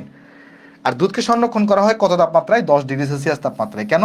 কারণ নিম্ন তাপমাত্রায় ব্যাকটেরিয়া জন্মাইতে পারে না। আমরা সবাই পড়ে আসছিলাম ব্যাকটেরিয়া খুব ভালো গ্রো করে 30 থেকে 45 ডিগ্রি সেলসিয়াস তাপমাত্রা বা এর ঊর্ধ্বে। আচ্ছা, এবার আমরা যদি দুধের উপাদানগুলো দেখতে চাই, দুধের প্রধান উপাদান হচ্ছে পানি। তাহলে দুধের কি বলতো প্রধান উপাদান? প্রধান উপাদান কি? প্রধান উপাদান হচ্ছে পানি। প্রাণীভেদে দুধে পানির পরিমাণ কত থাকে? 82 থেকে 88% থাকে প্রাণীভেদে। মানে এক এক প্রাণীতে কি থাকবে বলতো? এক এক প্রাণীতে এক একটা থাকবে, এক এক প্রাণীতে এক একটা থাকবে। হ্যাঁ, এটাই লাস্ট টপিক, এটাই না লাস্ট টপিক না, এটা লাস্ট টপিক না, মানে এটা লাস্ট ক্লাস আজকের এই চ্যাপ্টারে।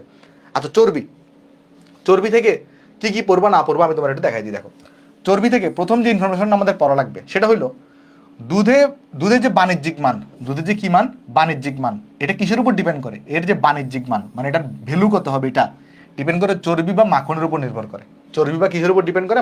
মাখনের উপর ডিপেন্ড করে। কেমন? আচ্ছা, তারপরে এখানে যে জিনিসটা মনে রাখবা, দুধের যে চর্বি, এরা কি? এরা হচ্ছে লিপিড মিশ্রণ, এটা হচ্ছে লিপিড মিশ্রণ। আর এখানে কি থাকে? এখানে ট্রাইগ্লিসারাইড সমূহ থাকে। আর আমরা যে দুধ খেলে শক্তি পাই, এই শক্তিটা আসলে অ্যাকচুয়ালি পাই কার কারণে? চর্বির কারণে।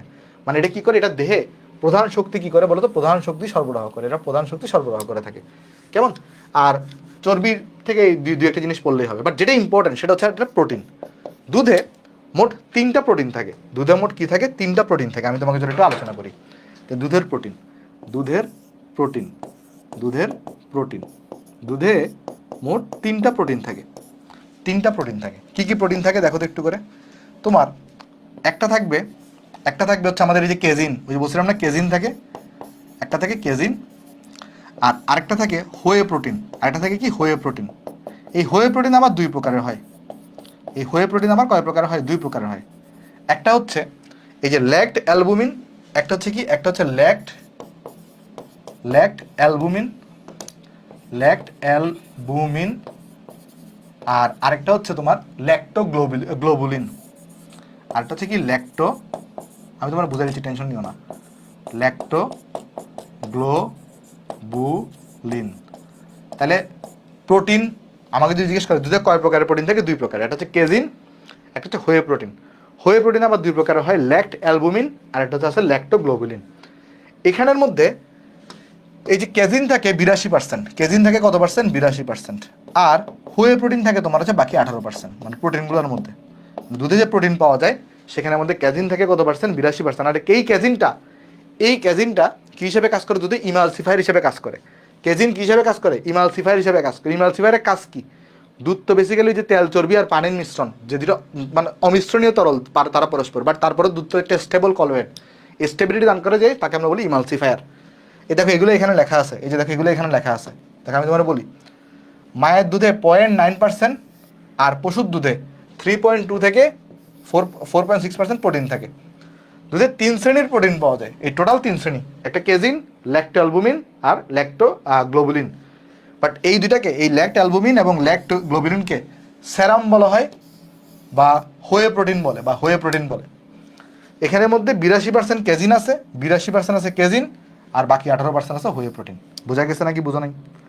বলো, বোঝা গেছে নাকি বোঝা নাই? দেখবা দুধে কিন্তু একটু মিষ্টি স্বাদ পাওয়া যায়। দুধে যেই কেমিক্যালের কারণে মিষ্টি স্বাদ পাওয়া যায় তাকে আমরা বলি ল্যাকটোস বা ল্যাকটোস সুগার। তাহলে আমরা কি বলবো যে দুধের মিষ্টি স্বাদের জন্য দায়ী কে?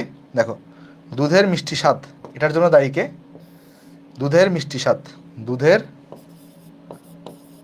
মিষ্টি স্বাদ, মিষ্টি স্বাদ এটার জন্য দায়ী হচ্ছে ল্যাকটোস। এটার জন্য দায়ী কে? এটার জন্য দায়ী হচ্ছে ল্যাকটোস, যেটা একটা ডাইস্যাকারাইড। এটা একটু মনে রাখবা। ল্যাকটোস কি? ল্যাকটোস হচ্ছে ডাইস্যাকারাইড। ডাইস্যাকারাইড কি জিনিস? যেটা মনোস্যাকারাইড দিয়ে গঠিত। এগুলো আমরা আলোচনা করে আসছি, ঠিক আছে? ডাইস্যাকারাইড কি জিনিস? যেটা মনোস্যাকারাইড দিয়ে গঠিত। ওকে, তাহলে এই জিনিসগুলো একটু মনে রাখতে পারবা না? এই জিনিসগুলো বলো আমাকে, একটু বুঝছো কিনা আমাকে একটু জানাও যে এই পৃষ্ঠাটা এটা বোঝা গেছে কিনা। এখানে কিন্তু অনেকগুলো এমসিকিউ আছে, বিশেষ করে প্রোটিনের পার্টটা। প্রোটিনের পার্ট থেকে অনেকগুলো এমসিকিউ আসতে পারে। সো হোপফুলি তুমি এগুলো বুঝতে পারছো। তাহলে আমি চলো নেক্সটে যাই, নেক্সট পৃষ্ঠা আলোচনা করি। বাট এগুলো তোমার নিজে পড়তে হবে বেশি। আমি পরে যাওয়া থেকে আমি পরে দিলেও বাট তোমাকে নিজে পড়তে হবে। আমি তোমাকে ধরাই দিতে পারি যে কোনটা বেশি ইম্পর্টেন্ট, কোনটা কম ইম্পর্টেন্ট। দেখো এই যে এখানে দেখো লিখতেছে কেজিন। কেজিনের ব্যাপারে কি বলছে দেখো, কেজিন, এই কেজিন হলো দুধের প্রধান প্রোটিন উপাদান, দুধের প্রধান প্রোটিন উপাদান। কেমন? আর কেজিন হচ্ছে এক প্রকারের ফসফোপ্রোটিন। কেজিন কি? কেজিন হচ্ছে এক প্রকারের ফসফোপ্রোটিন, ফসফোপ্রোটিন। আর কেজিনকে তুমি যদি আদ্র বিশ্লেষণ করো তাহলে তুমি এখানে এই যে ফসফরিক অ্যাসিড পাবা আর অ্যামাইনো অ্যাসিড পাবা। কি পাবা? অ্যামাইনো অ্যাসিড পাবা। তাহলে আমি কি বলতে পারি এখানে? আমি যদি কি করি এখানে, দাঁড়াও, ক্লাস কি কারে গেল নাকি একটু চেক করে দেখি তো। আজকে চলতেছে না, আপনার গেছে, দাঁড়াও, না আছে তো ক্লাস। হ্যাঁ, ওকে, আছে আছে। দেখো যেটা বলতেছিলাম আমরা এখানে, সেটা কি? সেটা হইলো তুমি যদি কি করো, এই যে কেজিনকে যদি আদ্র বিশ্লেষণ করো, ধর এখানে তুমি এই কেসিনকে নিলা, নিয়ে তুমি নাকি কি করলা? আদ্র বিশ্লেষণ করলা। আদ্র বিশ্লেষণ করা মানে কি? আদ্র বিশ্লেষণ করলে সাথে পানি যুক্ত করলা। তাহলে এখানে তুমি কি পাবা? এখানে তুমি অ্যামাইনো অ্যাসিড পাবা, অ্যামাইনো অ্যাসিড পাবা। আর এখানে তুমি ফসফরিক অ্যাসিড পাবা, ফসফরিক অ্যাসিড পাবা। বাট একটা কাহিনী আছে, দুই প্রকারের অ্যামাইনো অ্যাসিড পাওয়া যায় না। সব অ্যামাইনো অ্যাসিড পাইলেও দুই প্রকারের অ্যামাইনো অ্যাসিড পাওয়া যায় না। কথা হচ্ছে কোন দুইটা অ্যামাইনো অ্যাসিড পাওয়া যায় না? কোন দুইটা অ্যামাইনো অ্যাসিড পাওয়া যায় না? দেখো যে এখানে এই গ্লুটামিন এই অ্যামাইনো অ্যাসিডটা পাওয়া যায় না। কোনটা পাওয়া যায় না? গ্লুটামিন এই অ্যামাইনো অ্যাসিডটা পাওয়া যায় না। আর অ্যাসপারজিন এই অ্যামাইনো অ্যাসিড পাওয়া যায় না। তাহলে দুইটা অ্যামাইনো অ্যাসিড কোথায় কি হয় না বলো তো? দুইটা অ্যামাইনো অ্যাসিড তুমি এখানে পাবা না। মানে কেজিনকে তুমি যদি কি করো? আদ্র বিশ্লেষণ করো, তাহলে অ্যামাইনো অ্যাসিড আর ফসফরিক অ্যাসিড পাওয়া যায়। বাট দুই প্রকারের অ্যামাইনো অ্যাসিড এখানে পাওয়া যায় না। একটার নাম হচ্ছে গ্লুটামিন, একটার নাম হচ্ছে অ্যাসপারজিন অ্যামাইনো অ্যাসিড। ওকে, আশা করি জিনিসটা বুঝতে পারছি। আর এই যে কেজিন, যেটা কেজিন হচ্ছে 4 ধরনের হয়। কেজিন কয় ধরনের হয়? কেজিন 4 ধরনের হয়। একটা কেন বলি আলফা S1 কেজিন, একটা হচ্ছে alpha S2 casein, beta casein এবং কাপ্পা কেজিন। আচ্ছা, তারপরে এই যে ল্যাকটোজ অলরেডি বলে আসছি। ল্যাকটোজের কাজ কি বলতো? ল্যাকটোজের কাজ কি? দুধের যে মিষ্টি স্বাদ এটার জন্য দায়ী কে বলতো? এটার জন্য দায়ী হচ্ছে ল্যাকটোজ। ল্যাকটোজ বা দুগ্ধ চিনি একমাত্র কি? একমাত্র ডাইস্যাকারাইড। একমাত্র কি? একমাত্র হচ্ছে ডাইস্যাকারাইড। ডাইস্যাকারাইড হয়ে থাকে। আর ল্যাকটোজটা কি দিয়ে গঠিত হয়? ল্যাকটোজ গঠিত হয় গ্লুকোজ আর গ্যালাক্টোজ দিয়ে। গ্লুকোজ আর গ্যালাক্টোজ দিয়ে গঠিত হয়। তোমাকে অলরেডি বলছিলাম যে তোমার ধরো ওই যে আমাদের কি ছিল? সুক্রোজ ছিল। সুক্রোজ হচ্ছে গ্লুকোজ আর ফ্রুক্টোজ দিয়ে গঠিত। আবার মল্টোজ ছিল, গ্লুকোজ আর গ্লুকোজ দিয়ে গঠিত। সেমভাবে ল্যাকটোজ কি দিয়ে গঠিত? গ্লুকোজ আর গ্যালাক্টোজ দিয়ে গঠিত। এগুলো একটু মনে রাখবে, এগুলো একটু মনে রাখতে হয়, ঠিক আছে? আচ্ছা, তো এগুলো একটু তুমি পড়ে নিবা, রিডিং করে নিলে পারবা। তারপর এবার আসো দুধে খনিজ উপাদান। দুধে কোন কোন খনিজ উপাদান থাকে দেখো। দুধে নর্মালি বেশি পরিমাণে থাকে, ক্যালসিয়াম আয়ন থাকে, পটাশিয়াম আয়ন থাকে, ম্যাগনেসিয়াম আয়ন থাকে, সোডিয়াম থাকে, আবার এখানে ক্লোরাইডও থাকে। তাহলে দুধে মোটামুটি তোমার এই আয়নগুলোকে পাওয়া যায় বা এই খনিজ উপাদানগুলোকে পাওয়া যায়, ঠিক আছে? এই দেখো কোন কোন উপাদান অস্থি গঠনে সহায়তা করে? অস্থি গঠনে সহায়তা করে হচ্ছে তোমার পটাশিয়াম প্লাস এবং ক্যালসিয়াম প্লাস এবং ফসফরাস অধিক পরিমাণে কি করে বলতো? থাকে। দুধে কিন্তু খুব কম পরিমাণে কি থাকে? খুব কম পরিমাণে লোহা এবং কপার থাকে দুধে। আর দুধে মোটামুটি অনেকগুলো ভিটামিন থাকলেও সব থেকে যে ভিটামিনটা বেশি থাকে তার নাম হচ্ছে ভিটামিন এ। তাহলে ভিটামিন এ কি থাকে? দুধের মধ্যে বেশি থাকে। বাট কোনগুলা দুধে কম থাকে? ভিটামিন ডি এবং ভিটামিন সি কম থাকে। এবং ভিটামিন সি কি থাকে বলতো? দুধে কম থাকে। আর দুধে যখন পাস্তুরীকরণ করা হয়, পাস্তুরীকরণ কি জিনিস একটু পরে দেখাচ্ছি। দুধে পাস্তুরীকরণ করা হলে বা দুধকে যদি ফোটাও তাহলে আসলে দুধে ভিটামিন সিটা নষ্ট হয়ে যায়। দুধে ভিটামিন সি কি হয়? নষ্ট হয়ে যায়। তাহলে এই দুই একটা ইনফরমেশন তুমি এখান থেকে একটু শিখে রাখবা। আচ্ছা, আরেকটা জিনিস অনেক সময় আমাদের মানে পরীক্ষায় চলে আসে, দুধের কালার কি? দুধের কালার কি একদম ধবধবে সাদা? না, দুধের কালার কিন্তু কি না, ধবধবে সাদা না। তুমি যদি দুধের রং চিন্তা করো, দুধের রং কিন্তু হলুদ আবো। দুধের রং কি? দুধের রং হচ্ছে হলুদ আবো। কালার কথা হচ্ছে হলুদ আবো কেন হয়? দুধে দুইটা কেমিক্যাল থাকে, একটা হচ্ছে ক্যারোটিন, একটা হচ্ছে ক্যারোটিন। এই ক্যারোটিনের কালার কিন্তু কমলা। তা দুধের কালার তো কমলা হওয়া উচিত, বাট কমলা হয় না। কেন হয় না? কারণ দুধে আরেকটা কেমিক্যাল থাকে যার নাম হচ্ছে জ্যান্থোফিল। এই জ্যান্থোফিলের কালার কিন্তু হচ্ছে আবার হলুদ। দুধের জ্যান্থোফিলটা বেশি পরিমাণে থাকে, আর এই জ্যান্থোফিল আর ক্যারোটিন থাকার কারণে দুধের আলটিমেট কালার হয়ে যায় হলুদ আবো। দুধের আলটিমেট কি হয়ে যায় কালারটা? দুধের আলটিমেট কালার হয়ে যায় হলুদ আবো। ঠিক আছে? দুধের রং কিন্তু ধবধবে সাদা না। হ্যাঁ, ধবধবে সাদা না। তাহলে দুধের কি হয় বলো তো? দুধের রং হয়ে থাকে হলুদ আবো। আচ্ছা, আর এই জিনিসগুলো একটু মনে রাখবা। আরেকটা আছে তোমার হচ্ছে যে শাল দুধ। শাল দুধ জিনিসটা কি? বাচ্চা প্রসবের পর যে প্রথম দুধটা পাওয়া যায় তাকে আমরা শাল দুধ বলি। ওই শাল দুধের কালারও কিন্তু কি হয়ে থাকে বলো তো? হলুদ আবো হয়ে থাকে। তো তারপরে যদি আমরা যাই, কি বলছো? হ্যাঁ, 2, 3, 4 এই অধ্যায়ের ইম্পর্টেন্ট টপিকগুলো বলে দিতে। 2, 3, 5 আচ্ছা বলে দিব। এটা তো এভাবে ভিডিওতে বলা যাবে না। আসলে ইম্পর্টেন্ট দেখো, এই মুহূর্তে তোমার কি করা উচিত, মানে তুমি যদি ধরো যেহেতু তুমি এখন মাত্র কলেজ লাইফে আসো, সো তোমার সবই পড়া উচিত একাডেমিক টু এডমিশন। তাহলে দেখবে তুমি অনেক আগায় থাকবা ভাই, ট্রাস্ট মি, মানে জিনিসটা হচ্ছে একদম বিশ্বাস করো। সেটা হচ্ছে তুমি যদি এখন থেকে সাইকেলের পড়াগুলো রেগুলারলি পড়তে থাকো, তুমি তোমার এডমিশনে মেজরিটি মানুষ থেকে আগায় থাকবা। বাট তোমার রেগুলারিটি মেনটেন করে তোমাকে পড়াশোনাটা করা লাগবে। আমি তো বললামই, অন্তত আমার কেমিস্ট্রি পার্টটাতে আমি তোমাদের টেস্ট এক্সামের 2 থেকে 3 মাস আগে, তুমি 3 মাস আগে ধরে রাখো, 3 মাস আগে সব তোমাকে হচ্ছে যে একদম A to Z কেমিস্ট্রির একাডেমিক এডমিশন আমি তোমাকে পড়াই দিব। এরপরে কি করবেন ভাই? এরপরে ওই 3 মাস বাকি থাকা অবস্থাতে প্রতি সাইকেলেই তোমার শুধুমাত্র যেন তুমি বোর্ড এক্সামে ভালো করতে পারো, তার জন্য ওই বোর্ড এক্সাম স্ট্যান্ডার্ড প্রতি চ্যাপ্টারেই 4-5টা করে ক্লাসে পুরো চ্যাপ্টারটা কভার করে দেওয়া হবে। আবার সেগুলো হয়তো ডিউরেশন একটু বেশি হবে, 2-2.5 ঘন্টা করে হবে ক্লাসগুলো। ওইখানে শুধুমাত্র কী পড়ানো হবে, যেটা আমরা ফাইনাল রিভিশন বেঁচে পড়াই, মানে একদম বোর্ড স্ট্যান্ডার্ডভাবে তোমাকে তৈরি করে দেওয়া হবে। আবার এখনটা তোমাকে আমি একদম বেসিক থেকে অ্যাডভান্স পর্যন্ত যাচ্ছি, সবই তোমাকে পড়াচ্ছি। ঠিক আছে, চলো ওকে। আচ্ছা, হাফ ইয়ারলিতে তুমি কী কী পড়বা তার জন্য আমি একটা পোস্ট তোমাকে করে দিব, একটা গাইডলাইন ভিডিও তোমাকে আমি বানাই দিব যে হাফ ইয়ারলিতে তুমি কোন কোন টপিকগুলো থেকে পড়লে কোন কোন টপিক থেকে তুমি কোয়েশন মানে কমন পাইতে পারো। বাট প্রবলেমটা কি? প্রবলেমটা হচ্ছে কলেজের যে এক্সামগুলো আছে না, এইখানে মানে ধরো এমন কিছু টপিক থেকে অনেক সময় কোয়েশন চলে আসে যেই টপিকগুলো ইম্পর্টেন্টই না। মানে কি হয় অনেক সময় যে তোমাদেরকে কলেজে, মানে কলেজে এক্সাম যেগুলো, আমি আমি ছিলাম চিরাং কলেজে, আমাদের চিরাং কলেজে টিউটোরিয়াল এক্সাম হইতো। তারপরে যখন ওই যে হাফ ইয়ারলি এক্সাম যাই তুমি বলো না কেন, যে কোনো কলেজেই এমন কিছু কোয়েশ্চন থাকে যেগুলো তুমি আনএক্সপেক্টেড। সেজন্য কলেজের এক্সামটা নিয়ে খুব বেশি তুমি মাথা ব্যথা নিও না। তোমার টার্গেট থাকা উচিত যে ভাই আমি যাই পড়বো বেসিক থেকে পড়বো, একদম অ্যাডভান্স পর্যন্ত যাবো। ঠিক আছে? শুধু কলেজের এক্সামের জন্য তুমি হচ্ছে যে যদি কলেজের এক্সাম কেন্দ্রিক প্রিপারেশন নিতে থাকো, তখন তুমি কিন্তু আরেকটা লুপে ফেসে যাবা। তখন দেখবা, কারণ কলেজের এক্সাম কখনো শেষ হবে না।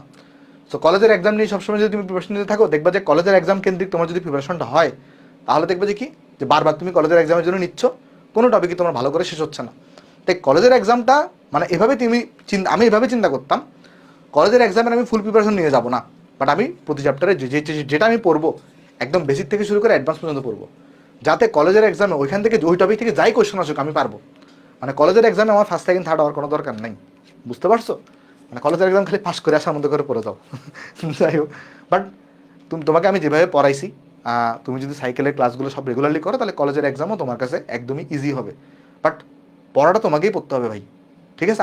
আমাদের দায়িত্ব হচ্ছে তোমাকে দেখাই দেওয়া, পড়াই দেওয়া, বাট পড়া তোমাকেই পড়তে হবে। তবে হ্যাঁ, আমি তোমাদেরকে একটা কলেজের হাফ ইয়ারলি এক্সামে তুমি কীভাবে ভালো করতে পারো, বা কোন কোন টপিকগুলো তুমি বেশি পড়ে যাবা, যেগুলো থেকে আসার চান্স অনেক বেশি, বা কোন টাইপের কোয়েশ্চেন বেশি আসতে পারে, এরকম একটা তোমাকে আমি গাইডলাইন ভিডিও বানিয়ে দিব। এর 2-1 দিনের মধ্যে বানিয়ে দিব। ঠিক আছে?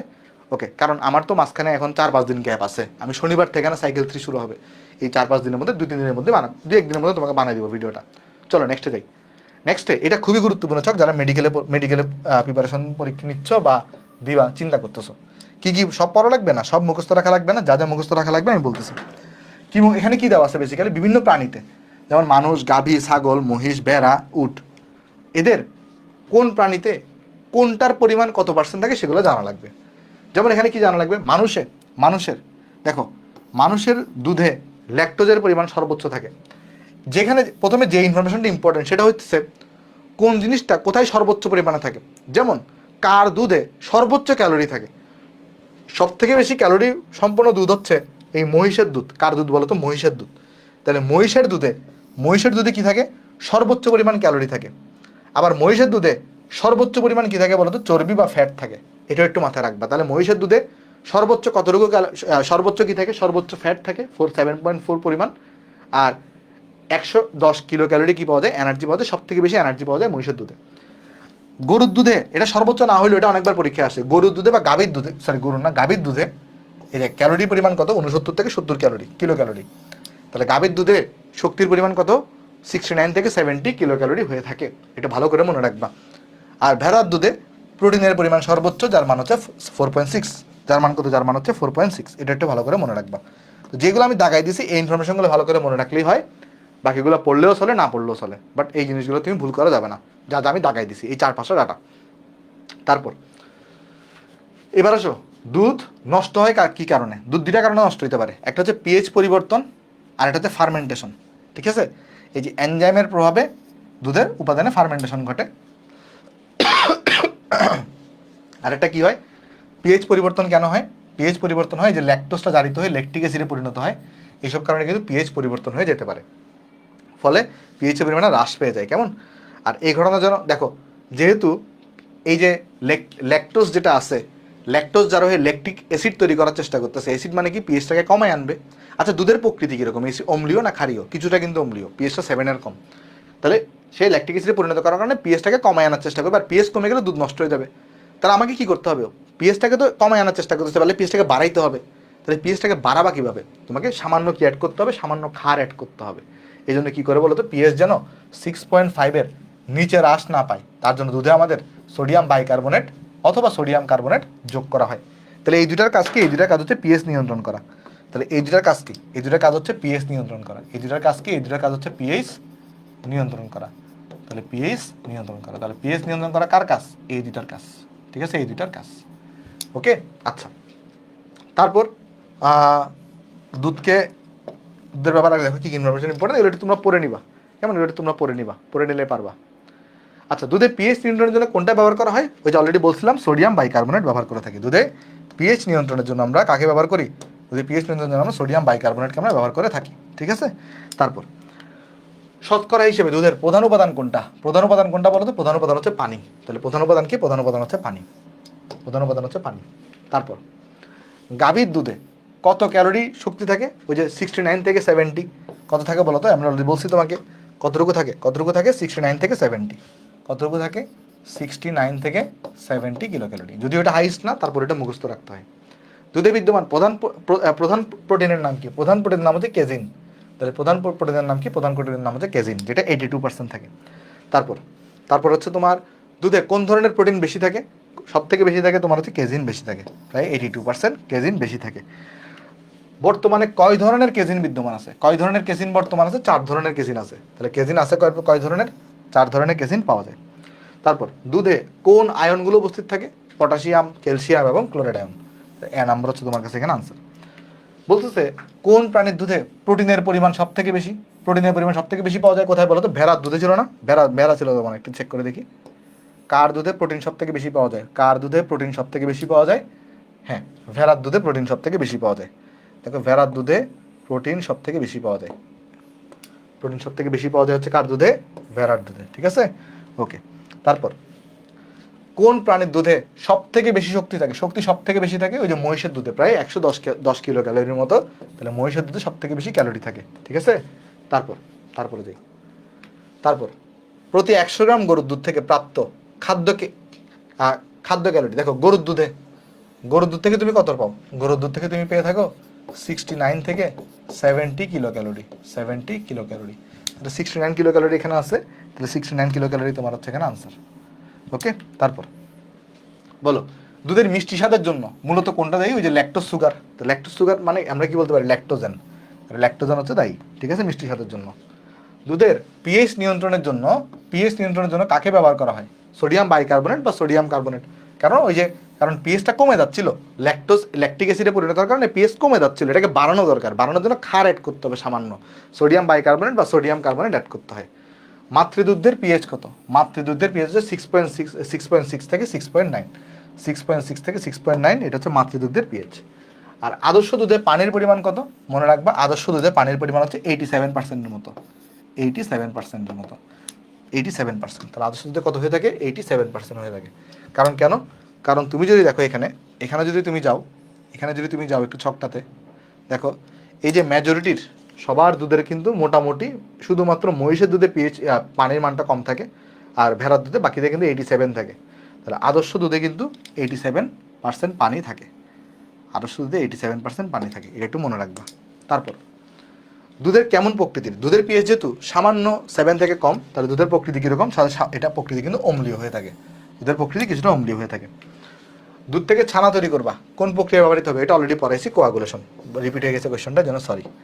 আচ্ছা চলো এরপরে যাই, দুধ থেকে ছানা পাওয়ার পদ্ধতি কি? কোয়াগুলেশন। তাহলে শুধু 3 নম্বরটা কোয়াগুলেশন, তাহলে কোয়াগুলেশনের মাধ্যমে আমরা ছানা পাইতে পারি, ঠিক আছে। তারপর দুধে বিদ্যমান কোন ভিটামিন সর্বাধিক থাকে? Vitamin A. দুধে কোন ভিটামিন সব থেকে বেশি পাওয়া যায়? ভিটামিন এ সব থেকে বেশি পাওয়া যাবে। তারপর ওকে, এবার আসো আমরা দেখব দুধ থেকে কিছু সাইড প্রোডাক্ট তৈরি করা হয়, মাখন, তারপরে ঘি, তারপরে তোমার ধরে এরকম কিছু বাটার বা এই ধরনের জিনিসপত্র, মাখন মানে তো বাটার মনে, হ্যাঁ যাই হোক, তো এরকম কিছু সাইড প্রোডাক্ট তোমার এখানে তৈরি করা হবে। তো প্রথমে যদি আমরা দেখি যে মাখনের সব থেকে বেশি ইম্পর্টেন্ট জিনিসটাকে দেখো, মাখনে কি থাকে? মাখনে আমি যদি লক্ষ্য করি, মাখন যেটা আছে, মাখন এটা যদি সংযুক্তি দেখো, এখানে অ্যারাউন্ড 80% তোমার হচ্ছে দুগ্ধ চর্বি থাকে। কি থাকে? দুগ্ধ চর্বি থাকবে, 80% থাকবে দুগ্ধ চর্বি। তারপর 16 থেকে 17%, মানে 16 থেকে 17% কি থাকবে? প্লাস 16 থেকে 17% হচ্ছে পানি থাকে। আর অন্যদিকে লবণ থাকবে কতটুকু? এই যে 2%, তোমার হচ্ছে 2% লবণ সহ অন্যান্য লবণের কাজ কি? লবণ এখানে প্রিজারভেটিভ হিসেবে কাজ করে, আর মাখনের স্বাদ বৃদ্ধি করে। এটার কাজ হচ্ছে মাখনের স্বাদ বৃদ্ধি, আর প্রিজারভেটিভ হিসেবে কাজ করে, প্রিজারভেটিভস হিসেবে কাজ করে। আর এছাড়াও অন্যান্য কিছু প্রোটিন থাকে, শর্করা থাকে, এগুলো জিনিস এখানে লিখছে। আচ্ছা, মাখন এটা কিন্তু ভিটামিন এ এর একটা উৎকৃষ্ট উৎস, ভিটামিন এ যেটা আছে সেটার একটা উৎকৃষ্ট উৎস, ঠিক আছে। আর মাখনের খাদ্যমান কত? 730 কিলো ক্যালোরি।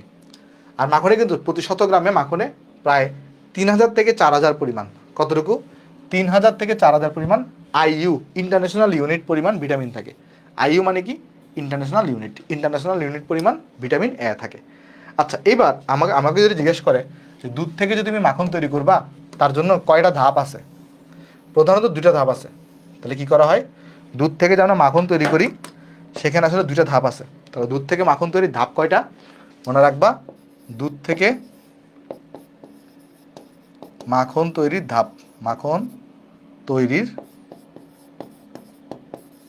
2 ধাপ, মানে 2টা ধাপ আছে। প্রথম ধাপে আমরা কি করি? প্রথম ধাপে আমরা দুধ থেকে মাখনকে পৃথক করে ফেলি। প্রথম ধাপে আমরা ধাপ 1, প্রথম ধাপে আমরা কি করি? দুধ থেকে মাখন পৃথকীকরণ করি, দুধ থেকে মাখন পৃথকীকরণ করি। বাট দুধে যেহেতু প্রধান উপাদান হিসেবে পানি থাকে, তাই এখানে কিছু পানি রয়ে যায়। তাহলে দ্বিতীয় ধাপে আমরা কি করব? আমরা মাখনটাকে পানি মুক্তকরণ করব। তাহলে ধাপ 2 কি করা হয়? ধাপ 2 হচ্ছে যে মাখন পানি মুক্তকরণ করা হয়, মাখন পানি মুক্তকরণ করা হয়। তো চলো আমি একটু করে যা ইম্পর্টেন্ট, শুধুমাত্র যা ইম্পর্টেন্ট তাই তোমাকে দেখাই দিয়ে আসো। চলো ধাপগুলো একটু দেখার চেষ্টা করি, যেহেতু আমাদের সময় কম, একটু তাড়াতাড়ি আগাইতে হবে আমাদের। দেখো, দুধ থেকে মাখন পৃথকীকরণ, ফার্স্ট স্টেপ কি ছিল? ফার্স্ট স্টেপ ছিল দুধ থেকে তুমি মাখন পৃথক করবা। এখানে কি করা হয়? এই যে দুধ হচ্ছে, বেসিক্যালি দুধ কি জিনিস? দুধ হচ্ছে পানিতে চর্বির কণার ইমালশন। যেখানে আমরা সবাই জানি দুধের মধ্যে কি থাকে? এই যে চর্বি থাকে, চর্বি এখানে বিস্তারিত বস্তু কণা, আর পানি এখানে বিস্তরণ মাধ্যম। দুধ হচ্ছে এটার একটা ইমালশন, পানি এবং তেলের। আচ্ছা, তো এখন আমরা দুধকে নেড়ে চর্বি পৃথক করব। দুধকে নেড়ে কি করব? চর্বি পৃথক করব। এই দুধকে নেড়ে যে আমরা চর্বি পৃথক করি, এই পদ্ধতিকে বলা হয় চার্নিং। একটু মনে রাখবা, দুধ থেকে যখন নেড়ে আমরা চর্বি পৃথক করি, এই পদ্ধতিকে কি বলা হয়? চার্নিং বলা হয়। কিভাবে করা হয় না করা হয় এগুলো আসলে আমাদের মানে এত কিছু পড়ার দরকার নেই, কেমন? আচ্ছা, যাই হোক, মাখন পৃথকীকরণ, মাখন পানি মুক্তকরণ। যেহেতু দুধের প্রধান উপাদান যেহেতু পানি, তাহলে কিছু পানি রয়ে যাবে চর্বি পৃথক করা হইলো। তাহলে এটার কিছু স্টেপ তোমার এখানে দেওয়া আছে। প্রথমে আগে হিমায়ন করতে হয়, পরে স্কিমিং করতে হয়। এগুলো তোমার পড়ার দরকার নেই, এগুলো তোমার পড়ার দরকার নেই। তোমার যেটা পড়তে হবে এটা হচ্ছে যে একটা জিনিস পড়তে হবে, এটা যে দুধকে নেড়ে চর্বি পৃথক করার পদ্ধতিকে কি বলা হয়? চার্নিং বলা হয়। দ্বিতীয় জিনিস যেটা পড়তে হবে যে কেন তুমি লবণ যুক্ত করো, লবণ যুক্ত করার কারণ হচ্ছে যেন তুমি স্বাদ বৃদ্ধি করতে পারো। আর এটা লবণটা এখানে প্রিজারভেটিভ হিসেবে কাজ করে। আর আরেকটা জিনিস আছে, সেটা কি? সেটা হইলো এই যে দুধকে মানে এখানে দেখো, যখন মাখনটাকে যখন পানি মুক্তকরণ করবা, তখন কি করা হয় দেখো, যে ফার্স্টে তুমি দুধ থেকে মাখন পৃথক করে ফেলছো, মাখনটাকে পৃথক করে ফেলছো। এবার মাখন থেকে যখন তুমি পানিকে পৃথক করবা, তখন ওইটাকে কি করা হয়? এটাকে প্রেস করা হয়, মানে তোমার এখানে চাপ প্রয়োগ করা হয় বা থিতিয়ে আলাদা করতে হয়। কি করতে হয়? থিতিয়ে আলাদা করতে হয়, বা আমরা এভাবে বলতে পারি যে চাপ দিয়ে আলাদা করা হয়। কি দিয়ে আলাদা করা হয়? চাপ প্রয়োগের মাধ্যমে। চাপ দিয়ে এটাকে কি করতে হয়? মানে চাপ দিয়ে দিয়ে তোমার যেটা করতে হবে সেটা কি করতে হবে বলো তো? চাপ দিয়ে দিয়ে এটাকে একটা শক্ত পিণ্ডের মতো বানাইতে হবে বা দলা বানাইতে হবে তোমাকে একটা, কেমন? ওকে, চাপ দিয়ে সেই কাজটা করা হয়ে থাকে। আর লবণ যোগ করা কেন হয়? স্বাদ বৃদ্ধির জন্য এবং প্রিজারভেটিভ হিসেবে ব্যবহার করা হয়। আচ্ছা, আরেকটা জিনিস দেখো, আমরা যখন মাখন সংগ্রহ করি, আমরা যখন কি করি? মাখনটাকে যখন সংগ্রহ করা হয়, তখন আমরা যে কাজটা করি, মাখন পিণ্ডটা না এটা না, এটা চার্নিং বা মন্থন কি ছিল বলো তো? চার্নিং কাকে বলে? চার্নিং বলে হচ্ছে তোমার এই যে দুধকে নেড়ে চর্বি পৃথক করবো যখন, এই প্রসেসটাকে আমরা চার্নিং বলতেছে। তো চার্নিং করার সময় এটা কিন্তু খুব স্লোলি করতে হবে, মানে ফাস্ট করলে হবে না। কি করতে হবে? খুব স্লোলি করতে হবে, স্লথ গতিতে করতে হবে তোমার এখানে, কেমন? স্লথ গতিতে তোমার এখানে করতে হবে। দাঁড়াও, আর কোনো কি ইম্পর্টেন্ট কিছু আছে এখানে? না, একটু করে এগুলো মনে রাখবে, এগুলো মনে রাখলে তোমার চলবে এখানে। চলো, এরপরে দেখো, মাখনের সংযুক্তি অলরেডি তোমাকে বলছি, এখানে দুগ্ধ চর্বি থাকবে, পানি থাকবে, কেমন? এগুলো তুমি একটু পড়ে নিবা, দেখো ফার্স্টে কি ছিল আমার কাছে? কাঁচা দুধ ছিল। কাঁচা দুধকে আমি কি করছি? ওই যে চার্নিং করছি, মন্থন করলে আমি কি পাবো? ওই যে ক্রিম বা মালাই পাবো। এরপর আমি মাখন মন্থন করে মাখন বা বাটার পাইলাম। আর এই মাখন বা বাটারকে তুমি যদি 120 ডিগ্রি সেলসিয়াস তাপমাত্রায় উত্তপ্ত করো, তুমি যদি কি করো? মাখন বা বাটারকে তুমি যদি 120 ডিগ্রি সেলসিয়াস তাপমাত্রায় উত্তপ্ত করো, তাহলে সেটা কিন্তু ঘিতে পরিণত হবে। তাহলে মাখন এটা ঘিতে পরিণত হয় কখন? মাখন ঘিতে পরিণত হবে তুমি যদি এটাকে 120 ডিগ্রি সেলসিয়াস তাপমাত্রায় উত্তপ্ত করো। আর 94 ডিগ্রি সেলসিয়াস তাপমাত্রাতে মাখন গলা স্টার্ট করে, এটা একটু মনে রাখতে পারো। হ্যাঁ, নতুন বই এগুলো পাচ্ছ না, বাট হাজারি স্যারের বই দেখো, আমি বলি শোনো, এখানে কিছু জিনিস আমি হাজারি স্যারের বই থেকে নিয়েছি, কিছু জিনিস আমি হচ্ছে কবির স্যারের বই থেকে নিয়েছি। যেটা সব থেকে সহজভাবে লেখা, সব থেকে ইনফরমেটিভভাবে লেখা, সেটা থেকে সেই জিনিসটা নেওয়ার চেষ্টা করছি। দুইটা বই ভালো, যেমন এই জিনিসটা কবির স্যারের বই থেকে নেওয়া আছে, যেমন আবার এই জিনিসটা আবার হাজারি স্যারের বই থেকে নেওয়া আছে। ওকে, আচ্ছা, এবার আসো দুধের বাণিজ্যিকরণ মানে কি? দেখবা তুমি বাজারে কিন্তু কয়েক টাইপের দুধ পাওয়া যায়। দেখবা একটাকে আমরা বলি পাস্তুরাইজড মিল্ক, তারপরে ধরো আরেকটা আরও কিছু কিন্তু মিল্ক থাকে। কিছু মিল্ক হচ্ছে যে তোমার হচ্ছে ফুটায় খাইতে হয় বা মানে চুলায় উত্তাপ দিয়ে খাইতে হয়। আর কিছু মিল্ক আছে একদম রেডি টু ইট, যেমন পাস্তুরাইজ মিল্কগুলো তুমি কিন্তু ডাইরেক্ট খেয়ে ফেলতে পারবা। কেন?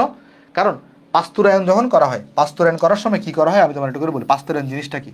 পাস্তুরায়ন মানে হচ্ছে দুধের গুণাগুণটাকে তুমি অপরিবর্তিত রাখবা, মানে দুধের গুণে তুমি একটু চেঞ্জ আনবা না, অপরিবর্তিত রেখে স্বল্প সময়ের জন্য দুধকে উত্তপ্ত করে দুধের মধ্যস্থ কেবল ফসফেট এনজাইমকে বিনষ্ট করা হয় এবং দুধে থাকা সম্ভাব্য রোগ জীবাণুকে নষ্ট করে দেওয়া হয়। এই প্রক্রিয়াটাকে আমরা বলি পাস্তুরায়ন। মানে জিনিসটাকে আমি তোমার বুঝাই বলি, দুধটাকে আমরা খুব অল্প সময়ের জন্য উত্তপ্ত করব, খুব অল্প সময়ের জন্য কি করব? অল্প সময়ের জন্য আমরা উত্তপ্ত করব। আর এই অল্প সময়ের উত্তপ্ত করে আমি শুধুমাত্র কেবল ফসফেটস এই এনজাইমগুলোকে আমি বিনষ্ট করব। আমি কি করব? ফসফেটের এই এনজাইমগুলোকে আমি বিনষ্ট করব। আর দুধে যে রোগ জীবাণু আছে এটাকে আমি নষ্ট করে ফেলবো বা নিষ্ক্রিয় করে দিব। এই প্রসেসটাকে পাস্তুরায়ন বলা হয়। পাস্তুরায়ন দুইটা পদ্ধতিতে করা যায়। কয়টা পদ্ধতিতে করা যায়? দুইটা পদ্ধতিতে। জাস্ট এগুলো নাম শিখে রাখো, একটা হচ্ছে হোল্ডার পদ্ধতি, একটা হচ্ছে হিস্ট পদ্ধতি। তাহলে পাস্তুরায়নটা দুই পদ্ধতিতে করা যায়। হোল্ডার পদ্ধতিতে কত তাপমাত্রা ইউজ করা হয়? 63 থেকে 66। আর কত মিনিট ধরে তাপ দিতে হয়? 30 মিনিট। আর আরেকটা আছে হিস্ট পদ্ধতিতে দুধকে দ্রুত 74 ডিগ্রি সেলসিয়াস তাপমাত্রায় 15 সেকেন্ড উত্তপ্ত করা হয়, কেমন? পরে এটাকে আবার 10 ডিগ্রি সেলসিয়াসে শীতল করা হয়, দুইটাকে কিন্তু কত শীতল করি? 10 ডিগ্রি সেলসিয়াস শীতল করি, দুটাকেই দুই পদ্ধতিতেই 10 ডিগ্রি সেলসিয়াসে শীতল করা হয়। এগুলো হচ্ছে জাস্ট আমি বোঝানোর কিছু নাই, বাট বুঝালে অনেক কিছুই বোঝানো যায় এখানে, বাট তোমাকে একটু মুখস্থ রাখতে হবে, বা যেই ইগুলো আমি তোমাকে দাগাই দিচ্ছি একটু তোমাকে একটু করে তোমাকে মনে রাখতে হবে জিনিসগুলো, ঠিক আছে? আচ্ছা চলো নেক্সটে চলে যাই, আসো। দুধের বাণিজ্যিকরণ।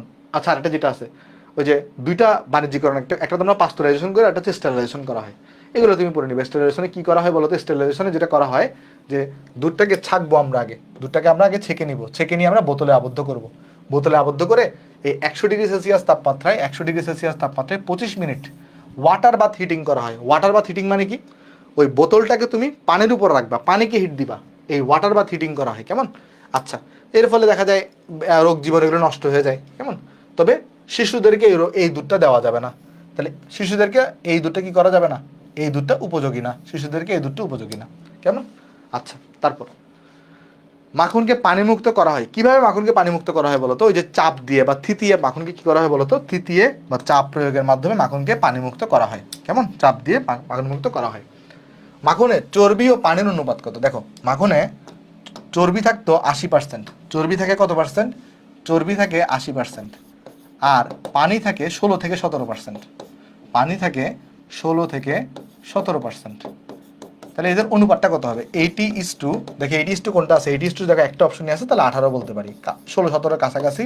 তাহলে 80:18, এটা হচ্ছে তোমার এখানে আনসার। তাহলে 80:18 এটা তোমার এখানে আনসার, ঠিক আছে? এটা আমরা বলতে পারি এখানে, ওকে? তারপর যাই, মাখন থেকে পানি মুক্তকরণের জন্য কি করতে হবে? এটাকে মন্থন পাত্রের নিচে নিংড়ি আলাদা করা হয়। একটু তোমরা এগুলো পড়ে নিবা, কেমন? আচ্ছা, তো আমাদের এই চ্যাপ্টারের লাস্ট পার্ট, যেটাকে আমরা বলছি টয়লেট্রিস এবং পারফিউম, আমাদের দুধ টুধ সব শেষ, আমাদের এখানে টয়লেট্রিস এই পার্টটা বাকি আছে। চলো আমরা এই পার্টটা হালকা করে পড়ে নিই। বাট এই পার্টের মানে বললামই তো, এগুলো মুখস্থ টাইপের জিনিস, আমি তোমাকে জাস্ট দেখাই দেবো কোনটা তোমার পড়তে হবে, কোনটা তোমার কম পড়তে হবে, কোনটা বেশি পড়তে হবে, বাকিটা তোমারই পড়তে হবে এখানে। দেখো, দুই ধরনের পদার্থ আছে, একটা টয়লেট্রিস, একটা হচ্ছে পারফিউম। তাহলে টয়লেট্রিস জিনিসটা কি আর পারফিউম জিনিসটা কি, আমি তোমার জন্য একটু ক্লিয়ার করি এখানে। দেখো, ফার্স্টে কি বলতেছে, দেখো টয়লেট্রিস জিনিসটা কি, দেখো টয়লেট্রিস এটা বলতেছে মুখের অভ্যন্তরে বাহ্যিক দেহত্বক আর চুলের পরিষ্কার এবং যত্ন নেওয়ার জন্য তোমার হচ্ছে রাসায়নিক সামগ্রীকে টয়লেট্রিস বলে। তাহলে মুখের অভ্যন্তরে তারপরে তোমার হচ্ছে বাহ্যিক দেহত্বক এবং চুলের পরিষ্কার। তাহলে কিসের মুখের অভ্যন্তরে বাহ্যিক দেহত্বক এবং চুলের পরিষ্কার করার জন্য আমরা যেই কেমিক্যাল সামগ্রীগুলো ব্যবহার করি তাদেরকে আমরা বলি টয়লেট্রিস। অনেক সময় জিজ্ঞেস করবে নিচের কোনটা টয়লেট্রিস, নিচের কোনটা পারফিউমারি। তাহলে টয়লেট্রিস কারা? টয়লেট সাবান, shampoo, toothpaste, tissue paper, sanitary napkin, এগুলো হচ্ছে কি বলতো? এগুলো হচ্ছে টয়লেট্রিস হয়ে থাকে। আচ্ছা, এইবার একটু যদি লক্ষ্য করে দেখো, এই যে দেহত্বক যেটা আছে, এই দেহত্বকটাকে আমরা বলে থাকি আমাদের মানব শরীরের সব থেকে বড় তন্ত্র বা অর্গান আমরা বলতে পারি। এটাকে আমরা কি বলতে পারি? এটাকে আমরা বলতে পারি মানব শরীরের সবচেয়ে বড় তন্ত্র বা অর্গান। এর কারণ কি? এর কারণ হচ্ছে এর আয়তন হইতেছে প্রায়, হইতেছে প্রায় 20 স্কোয়ার ফিট। এর আয়তন কতটুকু? 20 স্কোয়ার ফিটের মতো হয়ে থাকে, কেমন? যাই হোক, আর এই দেহত্বকের 3টা অংশ থাকে, আমরা সবাই জানি। দেহত্বক কয় স্তর বিশিষ্ট হয়ে থাকে? 3 স্তর বিশিষ্ট হয়ে থাকে। দেহত্বকের 3টা লেয়ার থাকে, 3টা লেয়ার থাকবে। কি কি লেয়ার থাকে? একটাকে আমরা বলি তোমার হচ্ছে বাইরে যে ত্বকটা থাকে তাকে কি বলা হয়?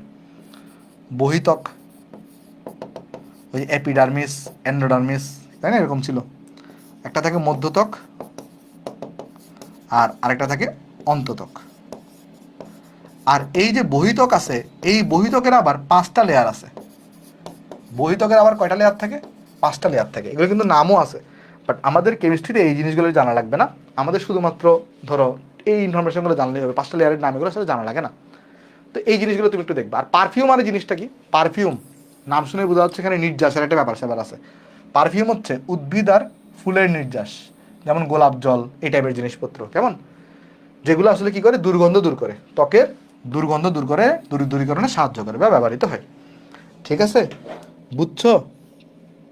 আচ্ছা, আরেকটা জিনিস এটা তুমি মনে রাখতে পারো, আমরা অনেক সময় শীতকালে ত্বক শুষ্ক হয়ে যায়, এই ত্বকের শুষ্ককরণ দূরকরণের জন্য আমরা কি করি, অনেক সময় বিভিন্ন লোশন আর ক্রিম ব্যবহার করি।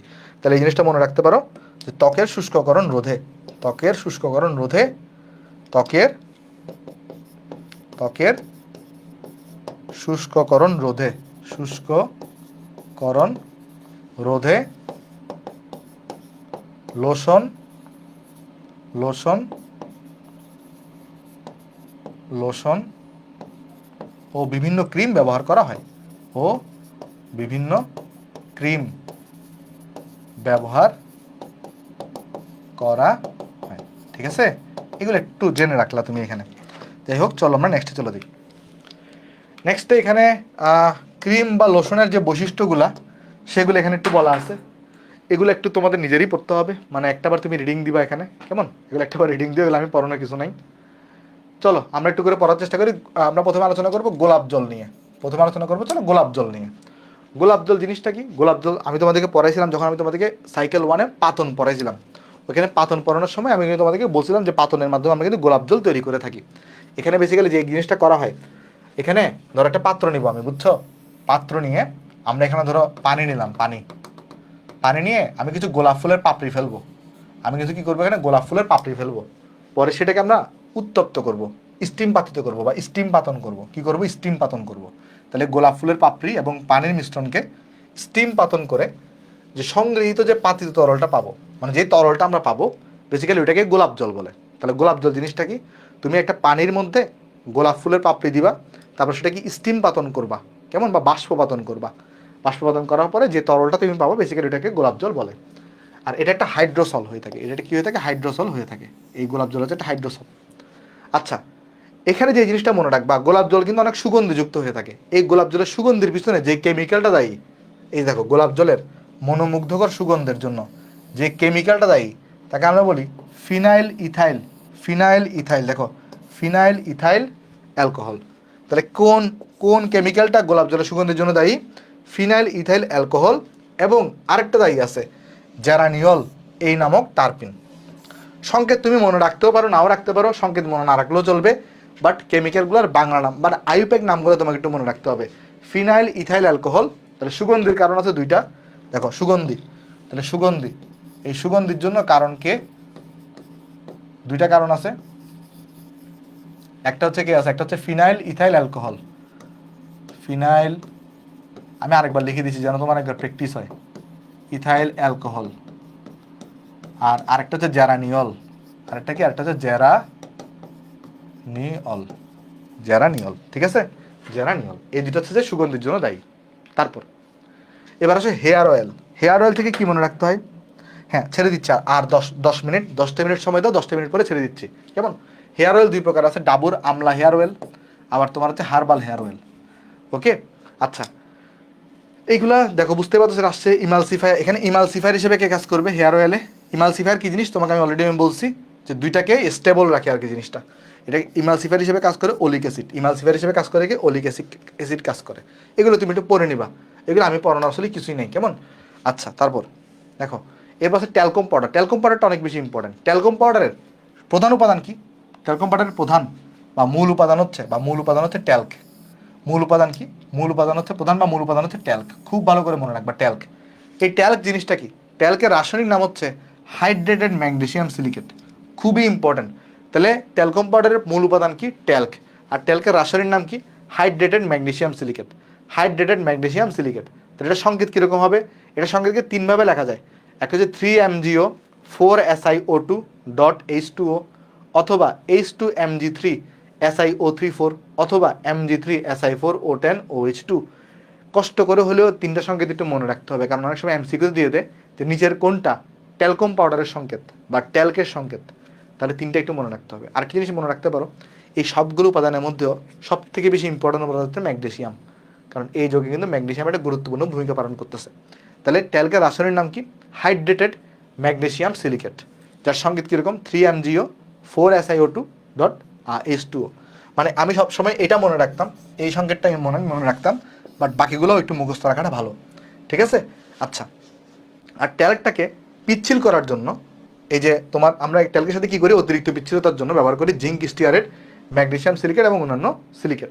তাহলে জিঙ্ক স্টিয়ারেট হলো কোমল অ্যান্টিসেপটিক, এটা একটু করে মনে রাখবা, কেমন? আচ্ছা, তারপর যাই আসো এরপরে ট্যালকম পাউডারের তাহলে মূল উপাদান কি? মূল উপাদান হচ্ছে ট্যাল্ক, মূল উপাদান হচ্ছে ট্যাল্ক বা হাইড্রেটেড ম্যাগনেসিয়াম সিলিকেট। ওকে, এরপর যদি যাই বেবি পাউডার, বেবি পাউডারে যেটা মনে রাখবা, দেখো বড় আমরা যারা বয়স্ক তাদের জন্য আমরা ট্যালকম পাউডার ইউজ করি, আর যারা বাচ্চা শিশু তাদের জন্য বেবি পাউডার ইউজ করা হয়। আর বেবি পাউডারে অ্যান্টিসেপটিক রূপে, কি রূপে? অ্যান্টিসেপটিক রূপে কাকে ব্যবহার করা হয়? বোরিক অ্যাসিডকে ব্যবহার করা হয়। তাহলে বেবি পাউডারে অ্যান্টিসেপটিক রূপে কাকে ব্যবহার করা হয় বলো তো? বোরিক অ্যাসিডকে ব্যবহার করা হয়ে থাকে। ঠিক আছে, এই ইনফরমেশনগুলো তোমাকে দিয়ে রাখতেছি। এবার আসো স্নো বা ভেনিশিং ক্রিম, এখান থেকে তুমি কি পড়বা? এখান থেকে পড়বা হচ্ছে তুমি এখানে দেখো যে স্নো বা ভেনিশিং ক্রিম থেকে যে জিনিসটা মনে রাখবা, স্নো বা ভেনিশিং ক্রিমের সব থেকে মূল উপাদান কি জানো? মূল উপাদান হচ্ছে কঠিন স্টিয়ারিক অ্যাসিড। তাহলে এইটার সংখ্যাটা একটু মনে রাখবা যে আমার স্নো বা ভেনিশিং ক্রিম এটার মূল উপাদানটা কি? এটার মূল উপাদান, এটার মূল উপাদান, মূল উপাদান হচ্ছে স্টিয়ারিক অ্যাসিড। মূল উপাদান কি? মূল উপাদান হচ্ছে স্টিয়ারিক অ্যাসিড, এটা হচ্ছে মূল উপাদান এটার। ঠিক আছে, স্টিয়ারিক অ্যাসিড হচ্ছে মূল উপাদান। আচ্ছা, তারপরে এখানে দেখি কোন ইনফরমেশন ইম্পর্টেন্ট কিনা, একটু পড়ে নিবা এগুলো, এগুলো একটু পড়ে নিবা, এগুলো আমি বোঝানোর কিচ্ছু নাই। আচ্ছা, কোল্ড ক্রিম, কোল্ড ক্রিমে যে জিনিসটা মনে রাখবা, দেখো কোল্ড ক্রিমের মধ্যে যে জিনিসটা আমরা মনে রাখবো সেটা হলো কোল্ড ক্রিমের উপাদানের মধ্যে, কোল্ড ক্রিমের মধ্যে আমরা লুব্রিকেটিং এজেন্ট হিসেবে কাকে ব্যবহার করি? লুব্রিকেটিং এজেন্ট হিসেবে ব্যবহার করি আমরা তরল প্যারাফিন, বা এটাকে মিনারেল অয়েলও বলা হয়। তাহলে ভালো করে লক্ষ্য করে দেখো, এই যে কোল্ড ক্রিমে লুব্রিকেটিং এজেন্ট হিসেবে কাকে ব্যবহার করা হয়? তরল প্যারাফিন বা মিনারেল অয়েলকে ইউজ করা হয়ে থাকে। তারপর আর এখানে আরেকটা জিনিস ইউজ করে কোল্ড ক্রিমের মধ্যে, বোরাক্স ইউজ করা হয় বলো তো? বোরাক্স ইউজ করে কোল্ড ক্রিমের মধ্যে। এই বোরাক্সের কাজ কি জানো? বোরাক্স হচ্ছে ত্বকের উজ্জ্বলতা বৃদ্ধি করে। তাহলে বোরাক্সের কাজ কি? আমরা যদি বলি বোরাক্স, তাহলে বোরাক্সের কাজ হচ্ছে ত্বকের উজ্জ্বলতা বৃদ্ধি করে। তাহলে আমি যদি এখানে লিখি যে বোরাক্স যেটা আছে, বোরাক্স, তাহলে বোরাক্স, এই বোরাক্স কি করে? বোরাক্স হচ্ছে, বোরাক্স বা সোহাগা বলে এটাকে, বোরাক্সের আরেকটা নাম আছে, এটাকে আমরা সোহাগাও বলি, এটাকে বলে সোহাগা। এটা হচ্ছে ত্বকের উজ্জ্বলতা বৃদ্ধি করে, এটা ত্বকের উজ্জ্বলতা বৃদ্ধি করবে। এটা কি করে? এটার কাজ কি? এটার কাজ হচ্ছে ত্বকের উজ্জ্বলতা বাড়ায়। বোরাক্স কি করে? ত্বকের উজ্জ্বলতা বাড়ায়। ঠিক আছে, এই জিনিসটা একটু মাথায় রাখবা। আচ্ছা, তারপর যাই লিপস্টিক, লিপস্টিক থেকে কি মনে রাখবা? দেখো এখানে একটা ক্যাস্টার অয়েল থাকে, ক্যাস্টার অয়েল। এই ক্যাস্টার অয়েল কি করে জানো? লিপস্টিকের স্থায়িত্ব বাড়ায়। তাহলে ক্যাস্টার অয়েলের কাজ কি? ক্যাস্টার অয়েলের কাজ হচ্ছে লিপস্টিকের স্থায়িত্ব বাড়ায়। তাহলে ক্যাস্টার অয়েল যেটা আছে এটা কি করে? এটা লিপস্টিকের স্থায়িত্ব বাড়ায়, এটা লিপস্টিকের স্থায়িত্ব বাড়ায়, তাহলে লিপস্টিকের স্থায়িত্ব বাড়ায়। যেগুলো ইম্পর্টেন্ট ইনফরমেশন আমি তোমাকে বলে দিচ্ছি এখানে, স্থায়িত্ব বাড়ায়। লিপস্টিক থেকে আরেকটা যে ইনফরমেশন ইম্পর্টেন্ট আছে আমি তোমার দেখাচ্ছি, আসো দাঁড়াও। লিপস্টিক গেল, লিপস্টিকের আরেকটা ইনফরমেশন ইম্পর্টেন্ট, সেটা হলো কি? সেটা হলো ভালো করে লক্ষ্য করে দেখো, লিপস্টিকে ময়েশ্চারাইজার হিসেবে গ্লিসারল ব্যবহার করা হয়। লিপস্টিকে ময়েশ্চারাইজার হিসেবে কাকে ব্যবহার করা হয়? গ্লিসারল ব্যবহার করা হয়। ময়েশ্চারাইজার হিসেবে গ্লিসারলকে আরেক জায়গায় ব্যবহার করা হয়, সেটা কোনটা জানো? সেটা হচ্ছে, দেখবে এখন তুমি এই যে আফটার শেভ, দেখো আফটার শেভেও ময়েশ্চারাইজার হিসেবে গ্লিসারিন বা গ্লিসারল এটাকেই ব্যবহার করা হয়। তাহলে ভালো করে দেখো, তাহলে গ্লিসারলটাকে দুই জায়গায় ময়েশ্চারাইজার হিসেবে ব্যবহার করা হয়। তাহলে গ্লিসারলটাকে ময়েশ্চারাইজার হিসেবে কয় জায়গায় ব্যবহার করা হয়? দুই জায়গায়। দেখো এই যে গ্লিসারল বা গ্লিসারিন, তুমি যাই বলো না কেন, বা গ্লিসারিন, এটাকে আমরা দুই জায়গায় ময়েশ্চারাইজার হিসেবে ব্যবহার করি। এটাকে আমরা দুই জায়গাতে ময়েশ্চারাইজার হিসেবে ব্যবহার করা হয়। কোন কোন জায়গায়? একটা হচ্ছে আফটার শেভে, একটা লিপস্টিকে আর একটা আফটার শেভে। একটা কই? একটা হচ্ছে লিপস্টিকে, আরেকটা হচ্ছে আফটার শেভে। আফটার শেভ এগুলা পড়বার ভুলে যাবা, বাট দেখবা পড়বা, কেমন? আর এখানে অ্যান্টিসেপটিক হিসেবে কাকে ব্যবহার করে? অ্যান্টিসেপটিক হিসেবে ব্যবহার করা হয় ডিনেচার্ড অ্যালকোহল ফর্টিকে। এগুলো একটু করে পড়বা, কেমন? যাই হোক, মেহেদি, মেহেদিটা অনেক ইম্পর্টেন্ট। মেহেদিতে এই যে তোমার কালার হওয়ার জন্য, মেহেদি যে বিভিন্ন রঙের হয় না, এই রঙের জন্য বা এটার মূল উপাদানের নাম হচ্ছে অম্লধর্মী লাসন। কি? লাসন। এই লাসনের সংকেতটা একটু মুখস্থ রাখবা, লাসনের গঠনটাও একটু করে মুখস্থ রাখবা। বিভিন্ন এডমিশন লাসনের তোমার হচ্ছে সংকেত রাখতে বলতে পারে, কেমন? আচ্ছা, এই লাসনের কারণে কি হয়? সুন্দর রং সৃষ্টি করে, কেমন? এটা সুন্দর রং সৃষ্টি করে। আচ্ছা, আর মেহেদি পেস্টের পিএইচ মান কত হয়ে থাকে? 5.5 হয়ে থাকে। এগুলো একটু জেনে রাখবা। দেন আসো গ্লাস ক্লিনার, আমাদের এই চ্যাপ্টারের লাস্ট টপিক। দেখো গ্লাস ক্লিনার, গ্লাস ক্লিনার আমরা কি করি? গ্লাস ক্লিনার হচ্ছে আমরা এই যে সোডিয়াম কোস্টিক সোডা এবং কোস্টিক পটাশ এই দ্রবণ গ্লাসের সংস্পর্শে গ্লাসের উপাদান সিলিকেটের সাথে বিক্রিয়া করে সে কী করে এখানে দ্রবণীয় সোডিয়াম সিলিকেট বা পটাশিয়াম সিলিকেট উৎপন্ন করে। হ্যাঁ, আর গ্লাস ক্লিনারের থেকে যে জিনিসটা মনে রাখতে হয়, গ্লাস ক্লিনারের সব থেকে বেশি ইম্পর্টেন্ট ইনফরমেশন হচ্ছে গ্লাস ক্লিনারের মূল উপাদান হচ্ছে 28% অ্যামোনিয়া দ্রবণ। এটাকে দুইটা নামে ডাকা হয়, এটাকে লিকার অ্যামোনিয়াও বলা হয়, এটাকে লিকার অ্যামোনিয়াও বলা হয়, লিকার অ্যামোনিয়া, বা এটাকে অ্যামোনিয়ার জলীয় দ্রবণও বলা হয়, বা এটাকে অ্যামোনিয়ার জলীয় দ্রবণ বলা হয়, বা এটাকে অ্যাকুয়াস অ্যামোনিয়াও বলা হয়, বা এটাকে অ্যাকুয়াস